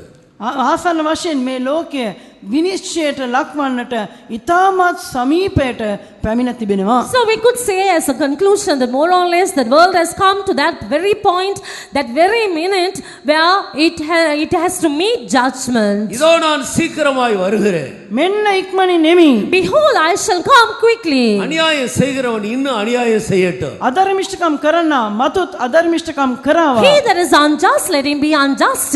அசுத்தமா இருக்கிறவன் இன்னும் அசுத்தமா இருக்கட்டும். අපේතර සිටින තැනැත්තේ මතුත් අපේතරකම් කරාවා. He that is filthy, let him be filthy still. இந்த ஜனத்தின் மத்தியில்தான் நீ ஒரு குருடனை போல ஒரு செவிடரை போல உன்னை பாதுகாத்து கொண்டு பரிசுத்தத்திலிருந்து இன்னும் பரிசுத்தத்தை நோக்கி முன்னேறு, நீதியிலிருந்து நீதிக்கு முன்னேறி செல், நான் சீக்கிரம் வருகிறேன் என்று ஆண்டவர் எச்சரித்தார். මෙවන් ජන කොටසක් පරම්පරාවක් මැදියේ දිවි ගෙවමින් ඔබ අන්ධයෙක් ලෙස බීරයෙක් ලෙස සිටමින් ශුද්ධකමේ වර්ධනය වන්න, ධර්මිෂ්ඨකමේ වර්ධනය වන්න මම ඉක්මනින් එන්නෙමි කියා දේන් වහන්සේ අනතුරු හංගවා තිබෙනවා. And this is what the Lord has warned, saying, in the midst of such a terrible generation, you need to live, you must live as one who is deaf and blind, and you must grow in righteousness and holiness and be prepared to meet me, because I am going to come soon. ஆண்டவர் ஒரு சந்தர்ப்பத்தில் இஸ்ரவேல் ஜனத்தை பார்த்து சொன்னார், இந்த ஜனங்கள் இஸ்ரவேலின் தேவனாகிய கர்த்தரை, இஸ்ரவேலின் பரிசுத்தரை மட்டுப்படுத்தினார்கள். දී ස්වාමී දේන් වහන්සේ වරක් ඊශ්‍රායල් සෙනග දේශ බලා කියවා මේ ඊශ්‍රායල් සෙනග ස්වාමියෝ දේන් වහන්සේව ගේ ශුද්ධකම ඔවුන් මැඩ පැවතුවා කියා සීමා කළා කියා. There was one instance where the Lord looked at the people of Israel and said, they have limited me, the living God. பரிசுத்தரை ஒருவராலும் மட்டுப்படுத்த முடியாது. ශුද්ධ තැනන් වහන්සේව මැඩ පවත්වන්නට කිසිවෙකුට නොහැකි. Nobody can limit the holy God. அவர் மாறாதவர், பரிசுத்தத்திலே மாறாதவர். උන්වහන්සේ ශුද්ධකමේ වෙනස් නොවන තැනන් වහන්සේ වෙනවා. He is the God who does not change in his holiness. அந்த வசனத்தினுடைய அர்த்தம் பரிசுத்தத்தின் அளவை மட்டுப்படுத்தினார்கள். එම පදේ අර්ථය නම් ඒ ශුද්ධකමෙහි ප්‍රමාණය මට්ටම ඔවුන් අවම කළා, මැඩ පැවතුවා. And this is the meaning of that verse, that they have limited the standard of holiness of the Lord. உலகமெல்லாம் அசுத்தமா இருக்கிறது, அதை பார்க்கும்போது நாங்கள் எவ்வளவோ பரவாயில்லை என்று சொல்லி ஒருபோதும் சொல்லக்கூடாது. භයානක ලෙස පාපයේ තිබෙන අතර අප ඊට වඩා කොයිතරම් හොඳයිද කියා පැවසීම කිසිදා සුදුසු නොවේ. It is not suitable at all for you to say, when there are sins which is so much and so terrible, I am better than the other. நாம் உலகத்தோடு நம்மை ஒப்பிட்டு பார்க்க கூடாது. நான் பரிசுத்தர், உங்கள் தேவனாகிய கர்த்தரும் இரட்சகருமாகிய நான் பரிசுத்தர், நீங்கள் எனக்கு ஏற்ற பரிசுத்தராய் இருங்கள் என்று சொன்ன ஆண்டவரோடு நம்மை ஒப்பிட்டு பார்க்க வேண்டும். අපි කිසිදා හෝ අප ලෝකයේ සමග සසඳා නොබැලිය යුතුයි. මම ශුද්ධ වූ තැනන් වහන්සේ, නුඹලාගේ ගැලුම්කරු ශුද්ධ වූ තැන් වහන්සේ වන මම කියා දෙන වහන්සේ කියා තිබෙනවා. ඒ තැනන් වහන්සේ සමගයි අපි අප සසඳා බැලිය යුත්තේ. We must never compare ourselves with anybody else, with the people of the world, their standard of the sin in their lives, but we must compare ourselves with the Lord, because the Lord is perfect in holiness, and we must be able to grow in holiness, because the Lord is perfect in holiness. உன்னால் முடியவில்லை என்பதற்காக நீ பரிசுத்தத்தின் அளவை மட்டுப்படுத்தி விடாதே. ඔබට නොහැකි කියා ශුද්ධකමේ මට්ටම බාල කරන්න එපා. Simply because it is impossible to you, you don't limit the standard of holiness. அதற்கு பதிலாக அவருடைய சமூகத்தில் நம்மை தாழ்த்தினால் அவர் அதிகமான கிருபை அளிக்கிற தேவனாய் இருக்கிறார். ඒ වෙනුවට ඔබ දේනවාස අභිමුඛයේ ඔබ යටහත් කරගත්තා නම් දේනවාසයේ බහුල වශයෙන් ඔබට කරුණාව දානය කරනවා ඇත. But instead, on the other hand, when you shall humble yourself in the presence of God, the Lord will give you the needed grace. Noah காலத்தின் இரண்டாவது பாவம் அக்கிரமம். නෝවාගේ කාලේ තිබුණා දෙවන පාපේ නම් අයිතුකම නොත් අධර්මිෂ්ඨකම. The second sin that occurred in the days of Noah was iniquity. 6ஆம் அதிகாரம் 5வது வசனத்தை வாசி. 6 වන පරිච්ඡේදයේ 5 වන පදයේ කියමු. Let's read chapter 6 verse 5. மனுஷனுடைய அக்கிரமம் பூமியிலே பெருகினது என்றும் அவன் இருதயத்தின் நினைவுகளின் தோற்றமெல்லாம் நித்தமும் பொல்லாததே என்றும் கர்த்தர் கண்டு. மனுஷருடைய அக்கிரமம் பெருகிற்று. මනුෂ්‍යගේ දුෂ්ටකම පොළවේ මහත් විය. It says the wickedness of man was great in the earth. அக்கிரமம் என்றால் என்ன? දුෂ්ටකම යනු කුමක්ද? What does it mean by wickedness? கிரமத்துக்கு மாறானது அக்கிரமம். கிரமத்துக்கு மாறானது அக்கிரமம். கிரமம் அக்கிரமம். கிரமம் என்றால் ஒழுங்கு, பிரமாணங்கள். That which is against discipline or orderliness is what is called wickedness. ஜனங்கள் கிரமத்தை விட்டு அக்கிரமத்துக்கு தங்களை சாய்த்து கொண்டார். සෙනග ධර්මිෂ්ඨකම අතහැර දුෂ්ටකමට හැරුණා. The people, they left the orderliness or the discipline they need to have and they turned towards wickedness. நீங்கள் மத்தேயு எழுதின சுவிசேஷம் 7ஆம் அதிகாரம் 23வது வசனத்துக்கு வரும்பொழுது இயேசு கிறிஸ்து அக்கிரம செய்கைக்காரர் என்ற வார்த்தையை எந்த இடத்தில் எந்த சந்தர்ப்பத்தில் பயன்படுத்தி இருக்கிறார் என்பதை நான் வாசித்தால் நான் விளங்கிக் கொள்ளலாம். මත්තෙයු 7 වන පරිච්ඡේදයේ 23 වන පදයේ යේසුස් වහන්සේ අධර්මිෂ්ඨකම් කරන්නන් කියා කොයි ස්ථානයේ කවුරුන් ගැන කියා තිබෙනවද කියලා බැලුවා නම් මේ තේරෙනවා. Now when we shall turn to Matthew's Gospel chapter 7 verse 23, we shall be able to understand the circumstance under which the Lord Jesus has spoken about iniquity or this wickedness and about whom he has spoken to. அப்பொழுது நான் ஒரு காலம் உங்களை அறியவில்லை, அக்கிரம செய்கைக்காரரே என்னை விட்டு அகன்று போங்கள் என்று அவர்களுக்கு சொல்லுவேன். அக்கிரம செய்கைக்காரரே, ஒரு காலம் நான் உங்களை அறியவில்லை, நீங்கள் அகன்று போங்கள் என்று ஆண்டவர் சொல்லுகிறார். අධර්මිෂ්ඨකම් කරන්නේ නැත්නම් දුෂ්ටකම් කරන්නේ මාගේ නහක්ව යන්න කිසි කාලකම නුඹලා නොහැඳින්නෙමි කියා උන්වහන්සේ කියා The තිබෙනවා. Lord will say, looking at them, I never knew you, depart from me, ye that work iniquity. ஏன் ஆண்டவர் அவர்களை சொல்ல வேண்டும்? ඇයි ස්වාමීන් වහන්සේ මෙසේ පැවසිය යුත්තේ? Now why should the Lord say so? யாரை பார்த்து அதை சொன்னார்? කාදස බලාද උන්වහන්සේ මෙලෙස කීවේ? Now looking at whom did the Lord say such things? உமது நாமத்தினாலே நாங்கள் தீர்க்க தரிசனம் உரைத்தோம். ඔබ වහන්සේගේ නාමයෙන් අප අනාගත වාක්‍ය කීවෙමු. We prophesied in your name. அபிஷேகம் பெற்ற ஜனத்தை பார்த்து சொல்லுகிறார். ආලේපලද සෙනඟ දෙස බලා පවසනවා. He says this looking at spirit baptized people of God. உமது நாமத்தினாலே நாங்கள் தீர்க்க தரிசனம் உரைத்தோம். ඔබ වහන්සේගේ නාමයෙන් අනාගත වචන කීවෙමු. We prophesied in your name. பிசாசுகளை துரத்தினோம். යක්ෂයන් දුරු කෙලෙමු. And we cast out demons. வியாதியஸ்தர்களை சுகமாக்கினோம். රෝගීන් සුවපත් කෙලෙමු. And we healed the sick people. உமது நாமத்தினாலே அற்புதங்களை செய்தோம். ඔබ වහන්සේගේ නාමයෙන් හාස්කම් කෙලෙමු. We did wonderful miraculous things in your name. தேவனை அறிந்த அற்புதம் செய்ய அபிஷேகம் பெற்ற ஜனங்களை பார்த்து ஆண்டவர் இந்த வார்த்தையை சொல்லுகிறார். දේනවාසී හඳුනාගත් ආලේපලත් හාස්කම් කරන්නා වූ අයවලුන් දෙස බලා දේනවාසී මෙසේ කියා The තිබෙනවා. Lord has spoken this regarding those people who have known the Lord, accepted the Lord, who did miraculous things in the name of the Lord. இன்றைக்கு இருக்கிற இந்த உலகத்துக்கு வரப்போகிறதான நியாய தீர்ப்பு எப்படி இருக்கும் என்று ஆண்டவர் முன்னதாக இந்த வசனத்தில் காட்டி கொடுக்கிறார். අද පවතින මේ වත්මන් ලෝකෙට පැමිණෙන්ට යනවා දේනවාසීගේ විනිශ්චය කෙලෙස තිබේද කියා කල්මත්ෙන් දේනවාසී මේ පදය තුලින් අපට අනතුරු හංගවා තිබෙනවා. So the Lord Jesus has foretold as a word of warning in these verses as to what is going to happen or the judgment that is going to come upon this present world. இவர்களை அக்கிரமக்காரர் என்று சொன்னது நிமித்தம் அவர்கள் எந்த கிரமத்தை மீறி இப்படி அக்கிரமக்காரராக மாறினார்கள்? ඔවුන් අධර්මිෂ්ඨ නැත්නම් දුෂ්ටයන් කියා කියන්ට හේතුව කුමන පිළිවෙල ක්‍රමය ඔවුන් කඩකට ඔවුන් මෙම් තත්ත්වයට පත් වුවාද? For the Lord to call them as workers of iniquity, what is that orderliness or the discipline or the right thing they have missed or failed to do in their lives? For the Lord to mention such a thing.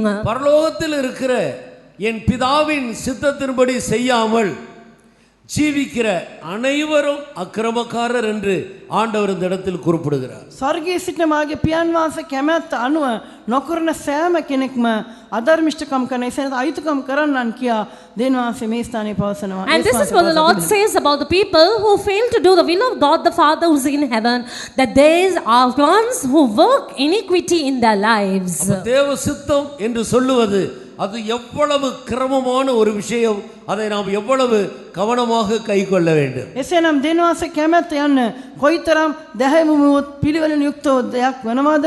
අපි කොයිතරමට ඒ කරන්නට වග බලා ගත යුතුයිද? So when you talk about doing God's will, the will of God in your life, what an orderly thing it is, what a compulsory thing it is, and how carefully we should do it. எல்லா மனிதரும் ரட்சிக்கப்பட வேண்டும், அது தேவ சித்தம். සියලු මනුෂ්‍යයන් ගැලීමට පැමිණීති මේ දෙවියන් වහන්සේ කැමැත්ත වන්නේය. All men must come to salvation. This is the will of God. எல்லா மனிதரும் ஞானஸ்நானம் எடுத்து தேவ நீதியை நிறைவேற்ற வேண்டும், அது தேவ சித்தம். සියලු මනුෂ්‍යයන් වතුර බෞතිස්මය ගෙන දෙවියන් වහන්සේගේ ධර්මිෂ්ඨකම සම්පූර්ණ කළ යුතුයි. මේ දෙවියන් වහන්සේගේ කැමැත්ත වෙනවා. All men must take water baptism and reach the righteousness of God. This is the will of God. நாம் பரிசுத்த ஆவியை பெற்றுக்கொள்ள வேண்டும், பரிசுத்தமாய் ஜீவிக்க வேண்டும், அது தேவ சித்தம். අපි ශුද්ධාත්මය ලබා ගත යුතුයි, ශුද්ධවත්ව ජීවත් විය යුතුයි. මේ දෙවියන් වහන්සේ කැමැත්ත වෙනවා. We must receive the baptism of the Holy Spirit and we must live a holy life, and this is the will of God concerning us. தேவனுடைய நீதியை நம்முடைய வாழ்க்கையில் கைக்கொண்டு நீதியிலிருந்து நீதிக்கு முன்னேறி செல்ல வேண்டும். දෙවියන් වහන්සේගේ ධර්මිෂ්ඨකම අපේ ජීවිතේ පිළිපදමින් ධර්මිෂ්ඨකමෙන් ධර්මිෂ්ඨකමට ගමන් කළ යුතු වෙනවා. And we must practice the righteousness of God in our lives and go from righteousness to righteousness. தேவனுடைய ஆவியினால் நாம் நடத்தப்பட வேண்டும், அது தேவ சித்தம். ආත්මයන් වහන්සේ විසින් අප මඟ පෙන්වනු ලැබිය යුතුයි. මේ දෙවියන් වහන්සේගේ කැමැත්ත වෙනවා. Also we should be led by the Spirit of God, and this is also the will of God. மனுஷகுமாரனுடைய மாமிசத்தை புசித்து இரத்தத்தை பானம் பண்ணுவது தேவ சித்தம், அதை நாம் கைக்கொள்ள வேண்டும். මනුෂ්‍ය පුත්‍රයාගේ මාංශය අනුභව කරමින් උන්වහන්සේගේ ලේ පානය කළ යුතුයි. මේ දෙවියන් වහන්සේ කැමැත්ත මේ අප ඊට කළ යුතුයි. We must eat of the flesh of the Son of Man and also drink of his blood, and this is the very will of God too. எனவே தேவ சித்தத்தின்படி நடவாமல் நாம் மீறி நடந்து கொண்டு எவ்வளோ பெரிய அற்புதங்களை செய்தாலும் அது தேவனுடைய பார்வையில் அக்கிரம செய்கை என்று கணக்கிடப்படுகிறது. දෙවියන් වහන්සේගේ කැමැත්ත මේ දේවල් තිබෙද්දී මේ දේවල් නොකොට මේවා කඩ කරමින් කොයිතරම් හාස්කම් අපි කරමින් ජීවත් වුවත් මේ සියල්ල දෙවියන් වහන්සේ ඉදිරියේ අධර්මිෂ්ඨකම එසේ නැත්නම් අයිතුකම් ලෙස සලකනු ලබනවා. So these are things that are based on doing God's will, but if we shall lose them and if we shall not practice it in our lives, and however much we may do miraculous wonderful things, it's like we do iniquity against the Lord. ஆதியாகமம் 6ஆம் அதிகாரம் 5வது வசனத்திலே மனிதனுடைய இருதயத்தின் நினைவுகளின் தோற்றம் பொல்லாதது என்று அடுத்த ஒரு குற்றத்தை ஆண்டவர் சுட்டிக்காட்டுகிறார். උත්පත්ති පස්සන පරිච්ඡේදයේ පස්සන පදයේ තවදුරටත් දෙවියන් වහන්සේ මනුෂ්‍යයාගේ සිටිවිල්ල කල්පනා අරමුණු නිරන්තරයෙන්ම නපුරු තිබුණු බවට තවත් මනුෂ්‍යයාගේ වරදක් දෙවියන් වහන්සේ මේ ස්ථානයේ ගෙනහැර දක්වනවා. And here in Genesis chapter 6 verse 5 in the second portion, the Lord talks about another error, another iniquity in the sight of the Lord. There where he says every imagination of the thoughts of his heart was only evil continually. வாசியுங்கள். කියවන්න. அவன் இருதயத்தின் நினைவுகளின் தோற்றமெல்லாம் நித்தமும் பொல்லாதது என்றும் கர்த்தர் கண்டு. அவன் இருதயத்தின் நினைவுகளின் தோற்றமெல்லாம் நித்தமும் பொல்லாதது என்று கர்த்தர் கண்டார். ඔහුගේ සිතේ කල්පනාවල කවර අරමුණක් නිරන්තරයෙන්ම නපුරව තිබෙන බව දෙවියන් වහන්සේ දුටුවා. And the Lord saw that every imagination of the thoughts of his heart was only evil continually. தோன்றுகிறது எல்லாமே அவனுக்கு பொல்லாததாகத்தான் தோன்றுகிறது. පේන හැම දෙයක්ම ඔහුට පේන්නේ නපුරු ලෙසයි. Whatever he sees with his eyes, he sees them all as evil. நல்ல தோற்றமே கிடையாது. හොඳ දෙයක් දකින්නෙම නැහැ. He is not able to see anything as good. ஏன் இப்படி காணப்படுகிறது? ඇයි එහෙම පේන්නේ? Now why is he able to see things like that? சுத்தம் உள்ளவனுக்கு சகலமும் சுத்தமாக இருக்கும், ஆனால் சுத்தமில்லாத அசுத்தனுக்கு எதுவுமே சுத்தமாய் காணாது. පිරිසුදු සිත් ඇත්තන්ට සෑම දෙයක්ම පිරිසිදුව තිබෙයි. නමුත් අපවිත්‍ර සිත් ඇත්තන්ට කිසිම දෙයක් පිරිසිදුව තිබෙන්නේ නැහැ. සෑම දෙයක්ම අපවිත්‍රවයි පෙනෙන්නේ. To him who is clean, everything will be clean. But the one who has got eyes which are not clean, everything will be unclean. சுத்தம் உள்ளவனுக்கு பார்க்கிறதெல்லாம் சுத்தமாகவே தோன்றும். පිරිසිදු සිතක් ඇත්තා දකින්න හැමදේම ඔහුට පිරිසිදුම පෙනෙයි. The person who has got a pure heart, whatever he may see with his eyes, everything will look good and pure. அவருடைய தோற்றம் நித்தமும் பொல்லாததாக இருந்தது. ඔවුන්ගේ පෙනීම හැම විටම නිරන්තරයෙන්ම නපුරව තිබුණා. But with regard to these people, their imagination was only evil continually. ஆனபடியினால் தான் ஆண்டவர் தோற்றத்தின்படி தீர்ப்பு செய்யாதிருங்கள், நீதியின்படி தீர்ப்பு செய்யுங்கள் என்று சொன்னார். එම නිසා පෙනීම අනුව විනිශ්චය නොකරලා ධර්මිෂ්ඨකම අනුව විනිශ්චය කරන්න කියලා දෙනවා කීවේ. That is the reason the Lord said, don't judge according to what you see, but judge according to the righteousness. ஓய்வு நாளில் ஒரு ஆடோ மாடோ அது கிணற்றிலே குழியில விழுந்து விட்டால் அதை மனிதன் தூக்கி எடுக்கிறான். ஆனால் ஓய்வு நாளிலே கை கால் சூம்பி போன ஒரு வியாதியஸ்தனை ஆண்டவர் சுகமாக்கினால் அது குற்றம் என்று அந்த ஜனங்கள் குற்றம் பிடித்தார். සබත් දවසේදී ගවයෙක් බැටළුවෙක් ලිඳකට වැටුණා නම් ඒ සත්‍යව ඔවුන් පිටතට ඔසවා ගන්නවා. නමුත් සබත් දවසේදී යේසුස් වහන්සේ කරව පුද්ගලික සුවපත් කළා. එය වැරදි කියා ඔවුන් යේසුස් වහන්සේගෙන් වැරදි ඇල්ලුවා. If suppose an ox or a goat falls into a well, into a pit on a Sabbath day, they lift it out, they take it out. But if just because Jesus healed a person who was a withered hand, they found fault with Jesus. ஆடு மாடை விட மனிதனுடைய விலையை மனிதர்கள் குறைத்து விட்டார்கள். ගවයන් එළුවන්ට වඩා මනුෂ්‍යයාගේ මට්ටම දෙනවා මනුෂ්‍යයන් අව탁සීරු කළා. So we see they limited the power of God to such a level where they gave prominence to cattle and not to man. ஆடு மாடுகள் எல்லாம் மனிதனுக்காக சிருஷ்டிக்கப்பட்டவைகள். එළුබැටළුවන් සියල්ලන්ම මනුෂ්‍යයන් උදෙසාම මවුන් ලැබුවා. The cattle, the goat and the oxen, they were all created for the sake of man. மனிதன் மிருகங்களுக்கு விலை கொடுக்கிறான், ஆனால் மனிதனுக்கு விலை இல்லை. මනුෂ්‍ය සත්‍යයට තිරිසනුන්ට අද මිලියක් වටිනාකමක් දෙනවා. නමුත් මිනිසාට වටිනාකමක් පිරිනමන්නේ නැහැ. Man gives a value or places a value to normal cattle and these living creatures, but he places no value to man. அவருடைய தோற்றமெல்லாம் சிறுபிராயம் முதற்கொண்டே பொல்லாததாக இருக்கிறது. ஆண்டவர் மனிதர்கள் மத்தியிலே இளைப்பாற சிறு பிள்ளைகளுடைய மனதும் இருதயமும் கூட அந்த நாட்களிலே இல்லாமல் போயிற்று. මනුෂ්‍යයන්ගේ ලාබාල අවදිය පටන්ම ඔවුන්ගේ දෘෂ්ටිය ඔවුන්ගේ පෙනීම මුළුමනින්ම දුෂ්ටව නපුරව තිබුණා. දේව වහන්සේට වාසය කරන්නට නිවාඩු ගන්නට කුඩා ළමයෙකුගේ හදවතක්වත් නිර්මලව ශුද්ධව දේව වහන්සේට තිබුණේ නැහැ. So this was the state of the people in those days. Their imagination, the thoughts of the heart, even of a little child, it was only evil and full of iniquity. The Lord could not dwell in them, stay in them or rest in them. So the Lord simply could not do anything with them. நான்காவதாக ஆதியாகமம் 6ஆம் அதிகாரம் 11வது வசனத்தை வாசி. හතරවෙනිව උත්පත්ති 6 වෙනි පරිච්ඡේදයේ 11 වෙනි පදයේ කියමු. Fourthly, let's read Genesis chapter 4 verse 11. பூமியானது தேவனுக்கு முன்பாக சீர்கெட்டதாய் இருந்தது. பூமியானது தேவனுக்கு முன்பாக சீர்கெட்டு போயிற்று. පොළොව වනයි දේනවාස ඉදිරියේ දූෂ්‍යව අපිලිවලට තිබුණා. It says the earth was corrupt. எப்படி சீர்கெட்டு போயிற்று? කොහොමද මේ දූෂිත භාවයට පැමිණියේ? How did it become corrupt? நீங்கள் 1 கொரிந்தியர் 11ஆம் அதிகாரம் 14வது வசனத்தை வாசி. පාලි කොරින්ත 11 වෙනි පරිච්ඡේදය 13 වෙනි පදයේ කියවන්න. Let's read 1 Corinthians chapter 11 verse 14. புருஷன் மயிரை நீளமாய் வளர்க்கிறது அவனுக்கு கனவீனமாய் இருக்கிறது என்றும், அடுத்து ஸ்திரீ தன் மயிரை நீளமாய் வளர்க்கிறது அவளுக்கு மகிமையாய் இருக்கிறது என்றும் சுபாவமே உங்களுக்கு போதிக்கிறது இல்லையா? இது ஒரு சீர். මෙය පිළිවෙලක්. This is an orderliness. புருஷர்கள் தங்களுடைய முடியை நீளமாக வளர்க்க கூடாது. පුරුෂයන් ඔවුන්ගේ ඉසකේ වැඩෙන්ට හැරීම සුදුසු නැහැ. Men should not have long hair. ஸ்திரீகள் தங்களுடைய முடியை கட் பண்ண கூடாது.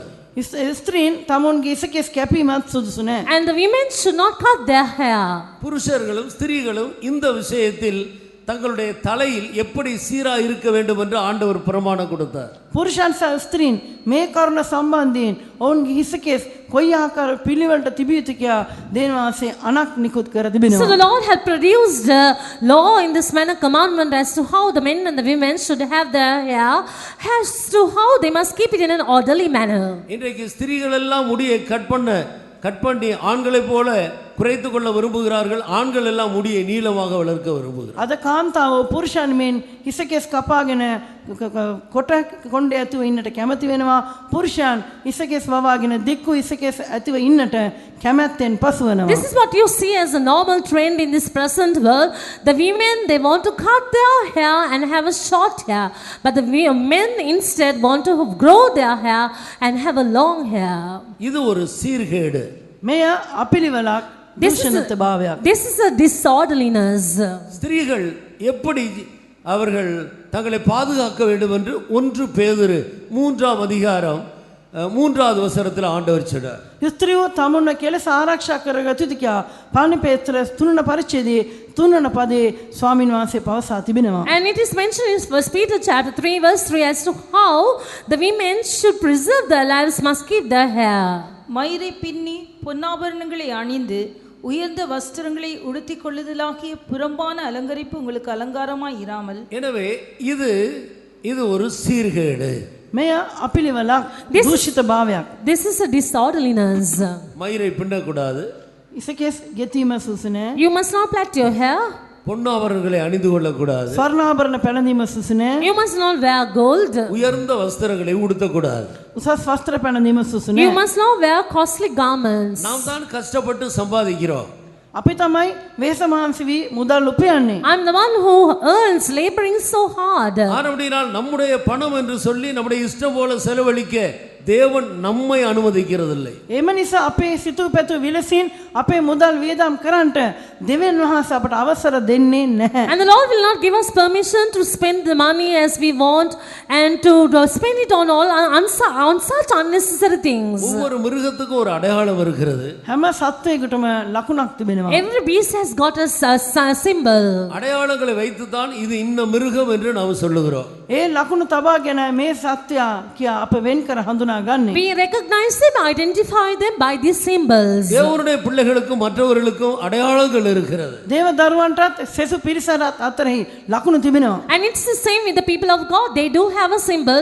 We differentiate them from the others by the symbol. அவர்களுக்கு கர்த்தர் கொடுத்த அந்த சீரை பாதுகாத்துக் கொள்ள வேண்டும். දෙවියන් වහන්සේ උන්ට දී තිබෙන පිළිවෙල ඔවුන් ආරක්ෂා කරගත යුතුයි. And so it's compulsory that they must preserve the orderliness the Lord has given them. வேத வசனத்தை அறிந்து நடக்கிற ஸ்திரீகள் இவ்விதமாகத்தான் தங்களை அலங்கரிக்க வேண்டும் என்று ஆண்டவர் தெளிவாக எடுத்து சொல்லுகிறார். දේව වචනේ දැනගෙන ඇසිරෙනා ස්ත්‍රීහු තමන්ව සරසාගත යුත්තේ මේ ආකාරයෙන් කියා ස්වාමින් වහන්සේ අනතුරු හංගවා තිබෙනවා. And the Lord has emphasized this matter as to how the women who know the truth, the word of God, who practice the word of God, as to how they must order their lives in this manner. ஸ்திரீகள் முக்காடிட்டுக் கொள்ள வேண்டும், இல்லாவிட்டால் மொட்டை அடித்துக் கொள்ள வேண்டும். ස්ත්‍රීන් තමුන්ගේ ඉස වසාගෙන සිටිති, එසේ නැත්නම් ඉසකෙස් බූගාගත යුතුයි. The women, they must cover their heads or else they must shed their hair off. முக்காடு ஒரு சீராக கொடுக்கப்படுகிறது. ඉස වසා ගැනීම ඔවුන්ට විනයක් පිළිවෙලක් වශයෙන් දී The තිබෙනවා. head cover is given as an orderliness to them. உபாகமம் 22ஆம் அதிகாரம் 5வது வசனத்தை வாசி. වීථි කතා 22 වන පරිච්ඡේදයේ 5 වන පදේ කියමු. Let's read Deuteronomy chapter 22 verse 5. புருஷரின் உடைகளை ஸ்திரீகள் தரிக்கலாகாது, ஸ்திரீகளின் உடைகளை புருஷர் தரிக்கலாகாது. அப்படி செய்கிறவர்கள் எல்லாரும் உன் தேவனாகிய கர்த்தருக்கு அருவருப்பானவர்கள். அப்படி செய்கிறவர்கள் தேவனாகிய கர்த்தருக்கு அருவருப்பானவர்கள். මක්නිසාද මෙසේ කරන කවරෙක් නොමුත් නොබේ දෙව් ස්වාමින් වහන්සේට පිළිකුලක්ය. For all that do so are abomination unto the Lord thy God. புருஷர்கள் உடையை ஸ்திரீகள் தரிக்கலாகாது. පුරුෂයෙක්ගේ වස්ත්‍ර ස්ත්‍රියකට පළඳින්න බෑ. A woman cannot put on a man's garments. ஸ்திரீகளுடைய உடையை புருஷர்கள் தரிக்கலாகாது. ස්ත්‍රියකගේ වස්ත්‍ර පුරුෂයෙකුට පළඳින්නටත් නොහැකි. Neither a man can put on a woman's garment. இதெல்லாம் நோவா காலத்தில் சாதாரணமாகிவிட்டது. මේ සියල්ල නොවාගේ කාලේ සාමාන්‍ය දේව බවට පත්විය. But all these things became an ordinary thing in the days of Noah. பூமியானது தேவனுக்கு முன்பாக சீர்கெட்டு போயிற்று. පොළොවනයි දෙවියන් වහන්සේ ඉදිරියේ අපිලිවලට විනයක් නොමැතිව තිබුණා. The earth was corrupt before the Lord. இதே காரியங்கள் இன்றைக்கு பூமியை நிரப்பி கொண்டு வருகிறதை நாம் பார்க்கிறோம். මේ දේවල්ම අදත් පෘථිවිය පුරවාලමින් තිබෙන බව අපට දැකිය And හැකියි. we see even today that this earth, world is full of such things. புருஷர்கள் யாரு ஸ்திரீகள் யார் என்று கண்டுபிடிக்கிறதே கஷ்டமான ஒரு காலமா இருக்கு. කවුද පුරුෂයන් කවුද කාන්තාවන් කියා වෙන්කර හඳුනා ගැනීම ඊටාම දුෂ්කර වකවානුවකට ඇවිත් සිටිනවා. We have come to that period of time, to that exact moment where we are unable to differentiate who the man is and who the woman is. இதன் மத்தியிலே தேவனுடைய பிள்ளைகள் தங்களை வேறு பிரித்து காட்டிக் கொள்ள வேண்டும். මේ සියල්ල මැදියේ දේනවාසික දරුවන් තමන වෙන්කොට ආරක්ෂා කරගත යුතු And වෙනවා. in the midst of all this, the people of God must live a life of separation and show who they are. நாம் ஓநாய்களுக்குள்ளே ஆடுகளை போல வைக்கப்பட்டிருக்கிறோம். අපි වෘකයන් මැද බැටළුවන් මෙන් තබනු ලැබ තිබෙනවා. We are kept like sheep or lamb in the midst of wolves. ஆடுகள் எடுத்துக்கொள்ளப்பட வேண்டிய நேரம் வந்து விட்டது. බැටළුවන් ඔසවා ගන්නට වේලාව එළඹ ඇත. And the time has come for the sheep to be caught up. இந்த முழு உலகமும் ஓநாய் கூட்டமாக மாற போகிறது. සමස්ත ලෝකයේම වෘක කණ්ඩායම් බවට පත්වන්නට යනවා. And this entire world is going to be a group or a pack of wolves. கர்த்தர் நம்மை பூமியிலே வெளிச்சமாக வைத்திருக்கிறார். දේනවාසී මේ ලෝකයේ අප ආලෝකයක් වශයෙන් තබා And the තිබෙනවා. Lord has kept us all as a light in this world. வெளிச்சங்கள் எல்லாம் இந்த பூமியை விட்டு எடுத்துக்கொள்ளப்பட போகிறது. සියලුම ආලෝක මේ පොළවෙන් ඔසවා ගන්න ලබන්නට යනවා. And all these lights are going to be caught up from this இந்த earth. பூமியோ இருளுக்கும் காரிருளுக்கும் தள்ளப்பட போகிறது. මේ පොළොවනයි අන්ධකාරයටත් ඝනාන්ධකාරයටත් හෙළනු ලබන්නට යනවා. And this earth will be expelled into darkness and into gross darkness. ஆண்டவர் நம்ம இந்த பூமியில உப்பாக வைத்திருக்கிறார். දේනවාසී මේ ලෝකයේ අප ලුණු වශයෙන් තබා The තිබෙනවා. Lord has kept us all as salt in this earth. உப்பில்லாத பொருளை மனிதன் உபயோகப்படுத்த முடியாதது போல உப்பெல்லாம் எடுத்துக்கொள்ளப்பட போகிறது.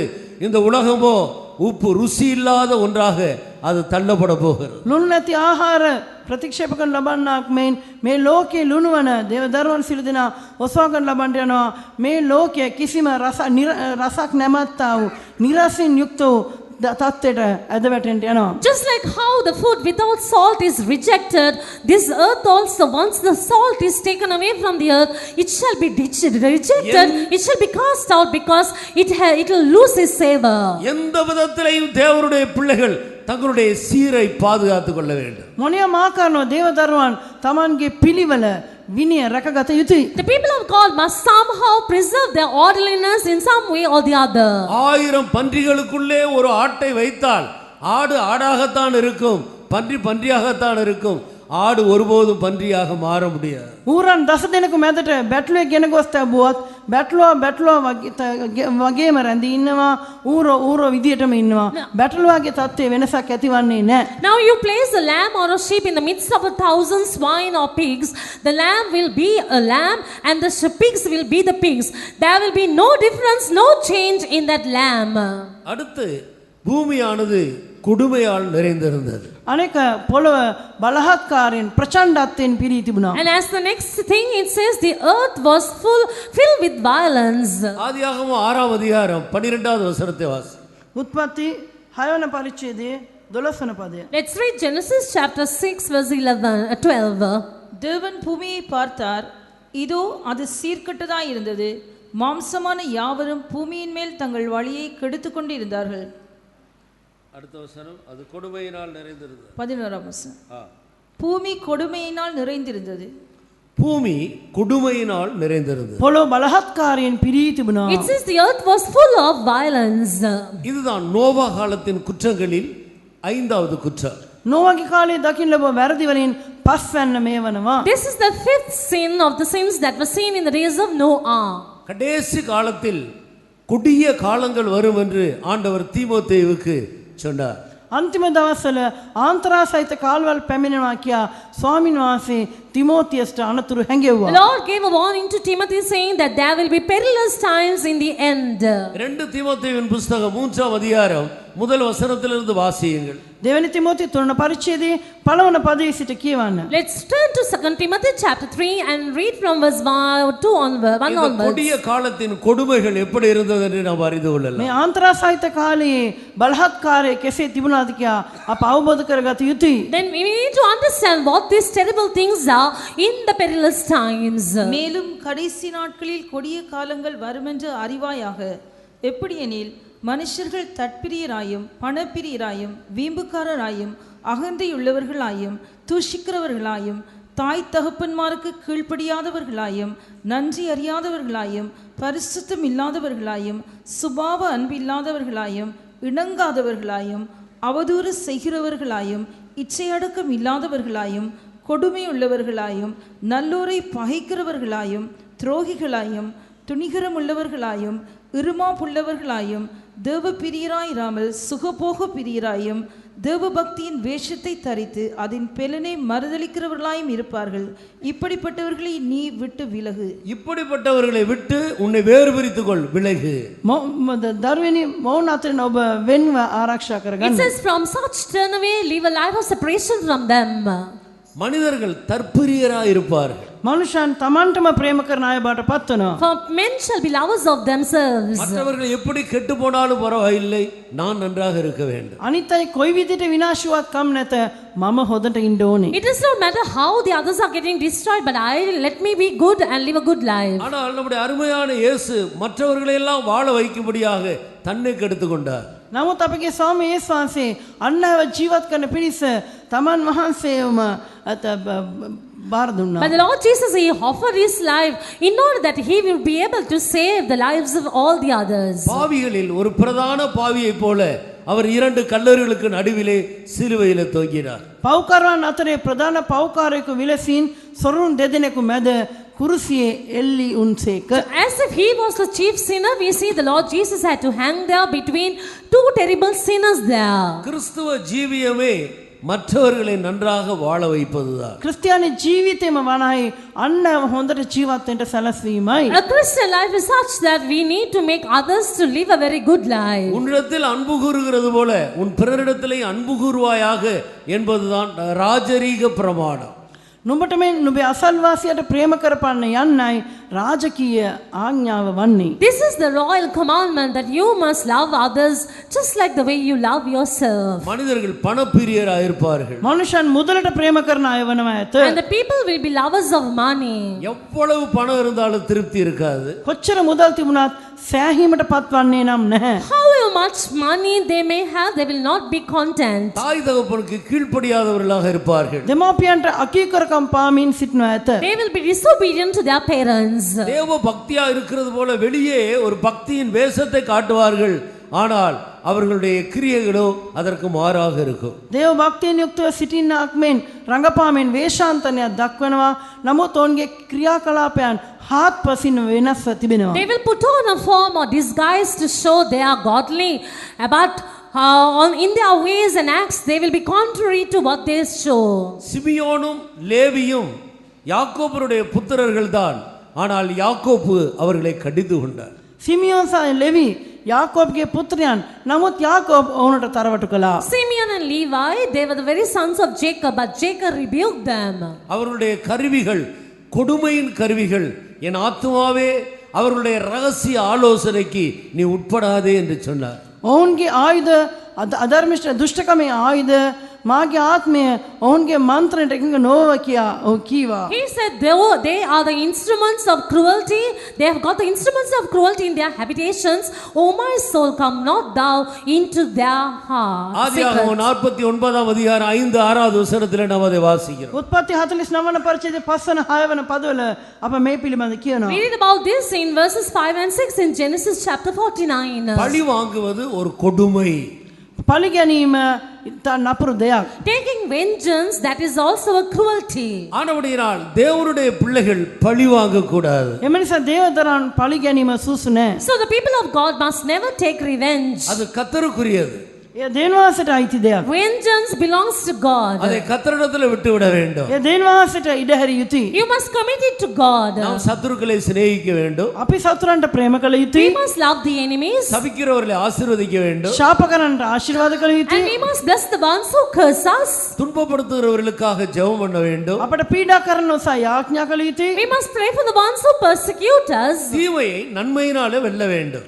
යහපත්කමෙන් නපුර පරාජයට පත් කළ යුතුයි. And we must overcome evil with good. இதுதான் தேவனுடைய பிள்ளைகளுடைய காரியங்கள். දේව දරුවන්ගේ කාර්ය මේ විය යුතුයි. These are the very things of the children of God. பழி வாங்குவதற்கு நம்மை வேறு பிரித்து கொள்ள வேண்டும். පලි ගැනීමෙන් අප වෙන්කොට ආරක්ෂා කරගත We යුතුයි. must separate ourselves from the spirit of vengeance. ஆறாவதாக நோவா காலத்தின் குற்றம் அவருடைய குற்றம் தங்களை கெடுத்து கொண்டு ஜீவித்தார்கள். හයවනුව නොවාගේ කාලේ තිබුණා වරද නම් තමන්ව දූෂණය කරගෙන උන් ජීවත් වුණා. Sixthly, this is the sin that was seen in the days of Noah. They lived their lives corrupting themselves. தங்கள் வழியை கெடுத்து கொண்டார்கள். තමුන්ගේ මාර්ග දූෂණය කරගත්තා. They corrupted their ways. ஆண்டவர் சொல்லுகிறார், ස්වාමීන් பூமிக்கு வானம் எவ்வளவு உயரமா இருக்கிறதோ உன்னுடைய வழியை பார்க்கிலும் என்னுடைய வழி அவ்வளவு உயர்ந்தது. පොළොවට වඩා අහස කොයිතරම් උස්ව තිබෙනවාද? මාගේ මාර්ග නුඹේ මාර්ග වලට වඩා ඒ තරම් උස්ව තිබෙනවා යයි ස්වාමීන් වහන්සේ පැවසුසේක. This is what the Lord said, for as the heavens are higher than the earth, so are my ways higher than your ways. உன்னுடைய நினைவுகளுக்கும் என்னுடைய நினைவுகளுக்கும் அவ்வளவு தூரம் இருக்கிறது என்று ஆண்டவர் சொன்னார். ඔබේ සිතිවිල්ලටත් මාගේ සිතිවිල්ල අතර ඒ තරම් විශාල පරතරයක් තිබෙනවා. Furthermore, the Lord said there's such a big gap between your thoughts and my thoughts. ஒரு விதத்தில் சொன்னால் இது ஒரு விக்கிரக ஆராதனையாக இருக்கிறது. එක් පසකින් කියවනම් මෙය රූප නමස්කාරයක්ව තිබෙනවා. In one angle, when you talk about this talks about idol worship. யாத்திராகமம் 32 அதிகாரம் 7-8 வசனத்திலே அதை நாம் பார்க்கிறோம். නික්මයාම 32 වන පරිච්ඡේදයේ 7 වන 8 වන පදවල අපි මේ පිළිබඳ කියවනවා. We read about this in Exodus chapter 32 verses 7 and 8. உபாகமம் 4 அதிகாரம் 16 வசனத்திலே நாம் வாசிக்கிறோம். ද්විතීය කතාව 7 වන පරිච්ඡේදයේ 16 වන පදයේත් කියවනවා. Also we read in Deuteronomy chapter 4 verse 16 about it. நீங்கள் உங்களை கெடுத்து கொள்ளாதிருங்கள். නුඹලා දූෂණය කර නොගනිilla. You don't corrupt yourselves. இஸ்ரவேல் ஜனங்கள் எப்படி தங்களை கெடுத்து கொண்டார்கள்? ඊශ්‍රායල් සෙනඟ තමුන්ව දූෂ්‍ය කරගත්තේ කොහොමද? How do the people of Israel corrupt themselves? உபாகமம் 4 அதிகாரம் 16 வசனத்தை வாசி. ද්විතීය කතාව 16 වන පරිච්ඡේදයේ 4 වන පරිච්ඡේදයේ 16 වන පදයේ කියමු. Let's read Deuteronomy chapter 4 verse 16. ஆகையால் நீங்கள் உங்களை கெடுத்துக்கொண்டு ஆண் உருவும் பெண் உருவும் வாசி. பூமியில் இருக்கிற யாதொரு மிருகத்தின் உருவம், ஆகாயத்தில் பறக்கிற செட்டையுள்ள யாதொரு பட்சியின் உருவம், பூமியில் உள்ள யாதொரு ஊரும் பிராணியின் உருவம், பூமியின் கீழ் தண்ணீரில் உள்ள யாதொரு மச்சத்தின் உருவமாய் இருக்கிற இவைகளில் யாதொரு உருவுக்கு ஒப்பான விக்கிரகத்தை உங்களுக்கு உண்டாக்காத படிக்கும். இன்றைக்கு முழு பூமியும் விக்கிரகங்களால் நிறைந்து கொண்டு வருகிறதை நாம் பார்க்கிறோம். අද මුළු පොළොවම පිළිම වලින් පිරී පවතින බව අපට දකින්න පුළුවන්. We see how the whole world is filled with the idols. அழிவில்லாத தேவனுடைய மகிமையை அழிவுள்ள மனிதர்களுக்கும் மிருகங்களுக்கும் மனிதன் ஒப்பாக்குகிறார். විනාශ නොවන දේන වහන්සේගේ ස්වરૂපය විනාශ වනා මනුෂ්‍යයන්ට තිරිසනුන්ට සමාන කරනවා. They have compared the unchanging similitude of God to the changing similitude of all these men and the statues and the idols. எழுத்தின்படி உருவ வழிபாட்டையும் ஆவிக்குரிய அர்த்தத்தின்படி அது பொருளாசையாகிய விக்கிரக ஆராதனையை காட்டுகிறது. පදගතාර්ථ වශයෙන් මේ රූප නමස්කාරයටත් ආත්මික ආර්ථකාරයෙන් තණ්හාව නැමැති රූප නමස්කාරයත් පෙන්වනවා. And so literally talks about idolatry or the idol worship, and spiritually talks about covetousness or the love for money. ஒரே வார்த்தையில் ஆண்டவர் சொன்னார், என்னிலும் அதிகமாய் தன் தாயோ தகப்பனையோ மனைவியோ பிள்ளைகளையோ சகோதரனையோ சகோதரியோ நேசிக்கிறவன் எனக்கு பாத்திரவான் அல்ல. එකම ප්‍රකාශකින් ස්වාමී ඒසාස කිව්වා මට වඩා පියාටවත් මවටවත් සහෝදරටත් භාර්යාවටත් පුරුෂයාට ප්‍රේම කරන තැනත්තා මට සුදුසු නොවේ කියා. So just in one statement the Lord Jesus said, if any man will love his father, mother, brother, sister, son or daughter more than me is not worthy of me. ஒவ்வொரு மனிதரும் தங்களுடைய வாழ்க்கையில் முதல் இடத்தை கர்த்தருக்கு கொடுக்க வேண்டும். සෑම පුද්ගලයෙක්ම තමාගේ ජීවිතයේ ප්‍රමුඛ ස්ථානය දෙවියන් වහන්සේට පිරිනැමිය යුතුයි. Each and every man, it is very compulsory that he must give the first and foremost and the most prominent place in his life to the Lord. இந்த 6 பாவங்களும் நோவா காலத்தில் உள்ள பாவம். මේ සයාකාර පාපම නොවාගේ කාලේ තිබුණා ඒවා වෙනවා. So all these 6 sins were sins that were seen in the days of Noah. லோத்து காலத்தில் 5 குற்றங்களை நாம் பார்க்கிறோம். ලෝත්ගේ කාලේ වැරදි පහක් අපට දැකිය හැක. We are able to see 5 different sins in the days of Lot. எசேக்கியேல் 16ஆம் அதிகாரம் 49வது வசனத்தை வாசி. එසේකියල් 16 වන පරිච්ඡේදයේ 49 වන පදේ කියමු. Let's read Ezekiel chapter 16 verse 49. இதோ கெர்வமும் ஆகார திரட்சியும் நிர்விசாரமான சாங்கோவாங்குமாய இவைகளே உன் சகோதரியான சோதோமின் அக்கிரமம். இவைகளே அவளிடத்திலும் அவள் குமாரத்திகளிடத்திலும் இருந்தன. சிறுமையும் எளிமையுமானவனுடைய கையை அவள் பலப்படுத்தவில்லை. அவர்கள் தங்களை உயர்த்தி என் முகத்துக்கு முன்பாக அருவருப்பானதை செய்தார்கள். அதை நான் கண்டபோது அவர்களை ஒழித்து விட்டேன். அவைகளை நான் கண்டபோது அவர்களை ஒழித்து விட்டேன். මා ඒදවා දුටු කල්ලි ඔවුන්ව නැති කර දැමුවා. He said, the moment I saw them, I hid myself. ஒன்று கர்வம், එකක් උඩුම්කම. One is pride. இரண்டாவது ஆகார திரட்சி, දෙවෙනි කෑම පූර්ණකම. Secondly, fullness of bread. மூன்றாவது நிர்விசாரமாகிய சாங்கோபாங்கம், තුන නොසලකිලි නිශ්චලකම. Thirdly, it's the abundance of idleness. நான்காவது சிறுமையும் எளிமையுமானவருடைய கைகளை திடப்படுத்தாமல் இருப்பது, හතරන අසරණයාගේ දිලින්දාගේ අත් බලවත් නොකර හැරීම. Fourthly, is failing to strengthen the hand of the poor and the needy. ஐந்தாவது தங்களை உயர்த்தி கொண்டு ஜீவிப்பது. පස්වන තමන් උසස් කොට ජීවත් වීම. Fifthly, they were lifting up their lives, they were haughty.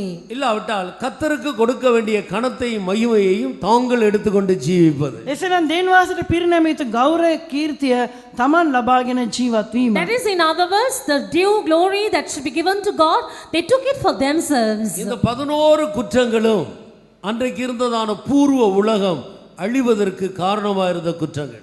එදෙන පුරාණ ලෝකයේ විනාශ වී යන්නට මේ වැරදි 11ම හේතුකාරක වූවා. So these 5 sins were the reasons for that whole world to be destroyed during Lot's days.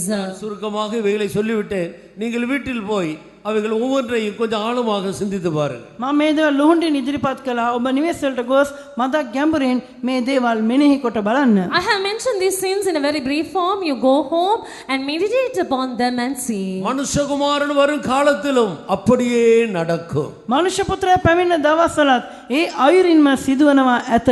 And so shall it take place in the days of the Son of Man too. இவைகளின் நிமித்தம் பெரிய கூட்ட ஜனங்கள் அழிக்கப்பட்டு போனார்கள். මේ දේවල් හේතු කොටගෙන විශාල ජන පිරිසක් විනාශ කරනු ලැබුවා. A large and a vast number of people got destroyed because of this. நாம் ஒருவரும் அந்த கூட்டத்தில் சேரக்கூடாது என்பதற்காக ஆண்டவர் நம்மை நேசிக்கிறபடியினால் எச்சரித்து நம்மை வேறு பிரிக்கும்படியாக நம்மோடு இடைப்பட்டு கொண்டிருக்கிறார். අපගෙන් කිසි කෙනෙක් මෙසේ විනාශ නොවිය යුතු නිසා දෙන්වාස අපට ප්‍රේම කරමින් අපට අවවාද කරමින් උන්වහන්සේට ළඟා කරගන්න පිණිස මෙසේ අපට අවවාද දෙමින් පසුවනවා. And so the Lord has been giving us these warnings in these days that we should not be destroyed, and it's all because He loves us. He wants us all to draw closer to the Lord. கர்த்தருக்கு சித்தமானால் நோவாவும் லோத்தும் பாதுகாக்கப்பட காரணங்கள் என்ன என்பதை பற்றி நாளைய தினத்தில் நாம் சிந்திக்கலாம். දෙන්වාස කැමතිසේක් නම් නෝවාස ලොත් ආරක්ෂා කරන ලබන්නට හේතුව කුමක්ද කියා හෙට දවසේදී සලකා බලමු. God willing, if there will be a chance tomorrow, let's consider and see as to why, the reasons as to why the Lord preserved Noah and Lot during the destructions. பூர்வ உலகம் ஜலத்தினால் அழிக்கப்பட்டது. පුරාණ ලෝකය ජලයෙන් විනාශ කරනු The ලැබුවා. whole world got destroyed by the flood. இன்னும் ஒரு முறை நான் வானத்தையும் பூமியையும் சமுத்திரத்தையும் வெட்டாந்தரையையும் அசைய பண்ணுவேன் என்று ஆண்டவர் எச்சரித்துக் கொண்டே இருக்கிறார். නැවත වතාවක් මා අහසත් පොළවත් මුහුදත් ගොඩබිමත් සොලවන්නෙමි කියා ස්වාමින් වහන්සේ අවවාද කරමින් පසුවන සේක. And so the Lord has been warning, saying, yet once again I will shake the heaven and the earth and the dry land and the ocean. அந்த எச்சரிப்பின் சத்தத்துக்கு செவி கொடுத்து நம்முடைய கண்களை மூடுவோமா. ඒ අවවාදයේ හඬට සවන් දෙමින් අපගේ දෙනෙත් වසා ගනිමු. And giving heed to that word of warning, let us all close our eyes right now. கர்த்தர் திட்டவட்டமாக நமக்குள்ளே ஒரு வேறுபாட்டு ஜீவியத்தை எதிர்பார்க்கிறார். නිශ්චිත වශයෙන්ම අප තුළ වෙන්වීමේ ජීවිතයක් දෙවියන් වහන්සේ අපේක්ෂා කරන සේක. The Lord very certainly expects the life of separation from us. நாம் எழும்பி நிற்போம். අපි අපි සිටගමු. Let us all stand up. கடைசி சில நிமிடங்கள் நமக்கு முன்பாக இருக்கிறது. තවත් විනාඩි අවසාන විනාඩි කීපයක් අප ඉදිරියේ තිබෙනවා. We have got a few more moments before us. இந்த நேரம் கர்த்தர் நம்மை சந்திக்கிற நேரம். මේ වෙලාව වනයි දේන්වාසේ ඔබ සම්මුඛ වන වේලාවයි. And this is the very moment where the Lord is going to visit you. ஆண்டவர் எருசலேமை பார்த்து இப்படி சொன்னார். ස්වාමීන් වහන්සේ එරුසලම දෙස බලා මෙලෙස කීසේක. The Lord said in this manner, looking at Jerusalem. உன்னை சந்திக்கும் வேளையை நீ அறியாமல் போனாய். නුඹ සම්මුඛ වන වේලාව නුඹ නොදැන සිටියා. You were not aware of your time of visitation. எருசலேமே எருசலேமே, යෙරුසලම යෙරුසලම Oh Jerusalem, Jerusalem. உன்னை சந்திக்கும் வேளையை நீ அறியாமல் போனாய். නුඹ සම්මුඛ වන වේලාව නුඹ නොදැන සිටියා. You were not aware of your time of visitation. எருசலேமை எத்தனையோ முறை ஆண்டவர் தீர்க்கதரிசிகளின் மூலம் சந்தித்துக் கொண்டே வந்தார். බොහෝ අවස්ථාවල අනාගතවක්තුරු තුලින් දේන්වහන්සේ යෙරුසලම සම්මුඛ වෙමින් සිටියා. There were so many instances when the Lord visited Jerusalem by sending the prophets. தயவு செய்து நம்முடைய கண்களை மூடுவோமாக. කරුණාකර අපේ net වසාගමු. Let us all please close our eyes. நீங்கள் கண்களை திறந்து கொண்டிருந்தால் தேவ பிரசன்னத்தை இழந்து போவீர்கள். ඔබ ඇස් අරගෙන සිටියා නම් දෙවියන් වහන්සේගේ අභිමුඛය ඔබ නැති කර ගන්නවා. You will lose the presence of God if you shall have your eyes open. கண்களை மூடி நம்முடைய ஆவியிலே தேவனோடு தொடர்பு கொள்வோமா. අපේ ඇස් වසාගෙන ආත්මෙන් දෙවියන් වහන්සේ සමග සම්බන්ධ වෙමු. Having our eyes closed, let us all commune with the Lord in the Spirit. கர்த்தரோடு இசைந்திருக்கிறவன் அவரோடு ஒரே ஆவியாக இருக்கிறார். දෙවියන් වහන්සේ සමග එකඟව සිටින තැනැත්තා උන්වහන්සේ සමග එකම ආත්මයක්ව සිටිනවා. He that is one with the Lord is one with the Lord in the Spirit too. வேசியோடு இசைந்திருக்கிறவன் அவளோடு ஒரே சரீரமாக இருக்கிறார். He that is one with the adulterous woman is one in the flesh of that adulterous woman. ආම විචාචාරක ස්ත්‍රියක් සමග සම්බන්ධ වී සිටින තැනැත්තා ඈ සමග ශරීරයෙන් එකට සම්බන්ධ වී සිටිනවා. அப்படி போல கர்த்தரோடு இசைந்திருக்கிறவன் அவரோடு ஒரே ஆவியாக இருக்கிறார். මෙලෙස ස්වාමීන් වහන්සේ සමග එකට බැඳී පවතින තැනැත්තා උන්වහන්සේ සමග එක ආත්මයක් බවට පත්ව And so සිටිනවා. a man who's bound together with the Lord is one with the Lord in the Spirit too. கர்த்தர் எப்படி பரிசுத்தராக இருக்கிறாரோ அதே போல பரிசுத்தமாய் ஜீவிக்கும்படி ஆண்டவருடைய ஆவியோடு நம்முடைய ஆவியை இசைத்துக் கொள்வோமா. ස්වාමීන් වහන්සේ කොයිතරම් ශුද්ධත්වව සිටිනවද? එලෙස අපි ශුද්ධව ජීවත් වන පිණිස අපගේ ආත්මය ස්වාමීන් වහන්සේගේ ආත්මය සමග එකට සම්බන්ධ කර ගනිමු. So just like how the Lord is holy, let us all commune with the Lord and be in the Spirit with the Lord so that we will also be seen holy. நீங்கள் எப்படிப்பட்ட ஆவியுடையவர்களாக இருந்தாலும் சரி, ඔබ කෙබඳු ආත්මයක් ඇත්තන්ව සිටියද කම් නැත. It does not matter what kind of spirit you possess. கர்த்தருடைய ஆவியோடு இசைத்துக் கொள்ளுங்கள். ස්වාමීන් වහන්සේගේ ආත්මය සමග එකට බැඳෙන්න. You bind yourself together with the Spirit of the ஆண்டவரே, Lord. உம்மை போல ஒரு ஜீவியம் நான் செய்ய வேண்டும். ස්වාමීන් ඔබ වහන්සේ වගේ මම ජීවත් විය යුතුයි. Oh Lord, I want to live a life like you are. இப்படி இசைத்துக் கொள்ளுகிறவர்களை கர்த்தருடைய ஆவியானவர் சந்தித்து கிறிஸ்துவின் ஆவியோடு நிரந்தரமாக இசைந்து வாழும்படி அவர்களை விடுவித்து உயிர்ப்பிக்க போகிறார். මෙසේ සම්බන්ධ වන අයව ස්වාමීන් වහන්සේ සම්මුඛ වෙමින් ක්‍රිස්තුස් වහන්සේගේ ආත්මය සමග එකට බැඳී ජීවත් වන අය බවට පත්වන පිණිස ඔවුන්ව නිදහස් කරන්නට යනවා. And the Lord is going to deliver all such people in order that they will be bound together with the Lord in the Spirit so that they will mingle with the Lord and commune with the Lord, being as one with the Lord. எருசலேமே, தேவனுடைய ஜனமே, கர்த்தர் உன்னை சந்திக்கிற வேலை என்பதை நீ அறிந்து கொள். යෙරුසලම දේව සෙනගනි දේන්වාස ඔබ සම්මුඛ වන වේලාව මෙය බව ඔබ දැනගන්න. Oh Jerusalem, oh people of God, may it be known unto you, this is the time of visitation of the Lord. அந்த எருசலேமை சந்திக்கும் வேலையை அது அறியாமல் போனபடியால் சத்துருக்கள் அதை சுற்றிலும் மதில் போட்டார்கள். එම යෙරුසලම ඔවුන්ට සම්මුඛ වන්නා වූ කාලය ඔවුන් නොදැන සිටි නිසා සතුරන් ඒ වටා පවුරක් ගොඩනැගුවා. It was because they were not aware of the time of visitation of the Lord, the enemies put a wall round about them. கர்த்தர் நம்மை சந்திக்கிறார். ස්වාමීන් වහන්සේ ඔබ සම්මුඛ වන සේක. The Lord is visiting you. சத்துருக்களை நம்மை மதில் போடாதபடி நாம் கர்த்தரோடு கூட அவருடைய ஆவியிலே இசைந்து கொள்வோமா. සතුරන් අප වටා පවුරක් නොදමන පිණිස ස්වාමින් වහන්සේ සමග උන්වහන්සේගේ ආත්මය අපි එකට බැඳෙමු. In order that the Lord may visit us, let us all bind ourselves, being with one with the Lord and mingle with the Lord. எல்லாரும் கர்த்தரை நோக்கி இப்படி சொல்லுவோம். සියලු දෙනා දේවවාසී දෙස බලා මෙලෙස කියමු. Let us all say in this manner, looking at the Lord. ஆண்டவரே, உமக்கு ஏற்ற ஒரு பரிசுத்தவானாய் ஜீவிக்கும்படி நான் வாஞ்சித்து என்னை ஒப்புக் கொடுக்கிறேன் என்று சொல்லுவோமா. ස්වාමීන් වහන්සේ ඔබ කැමති වන්නා ශුද්ධවන්තයෙක් ලෙස ජීවත් වන්න මම කැමති වෙමි කියා දෙවියන්ට බාර වෙමු. Oh Lord, I want to live a holy life, a life pleasing to you. Saying so, let us commit ourselves to the Lord. மீண்டும் கர்த்தர் எச்சரிக்கிறார், இது உன்னை சந்திக்கிற வேலை. මේ ඔබ සම්මුඛන වේලාව කියා නැවත වතාවක් දෙවියන්ට ඔබට අවවාද කරනවා. The Lord is warning you once again, saying, this is my time of visitation with you.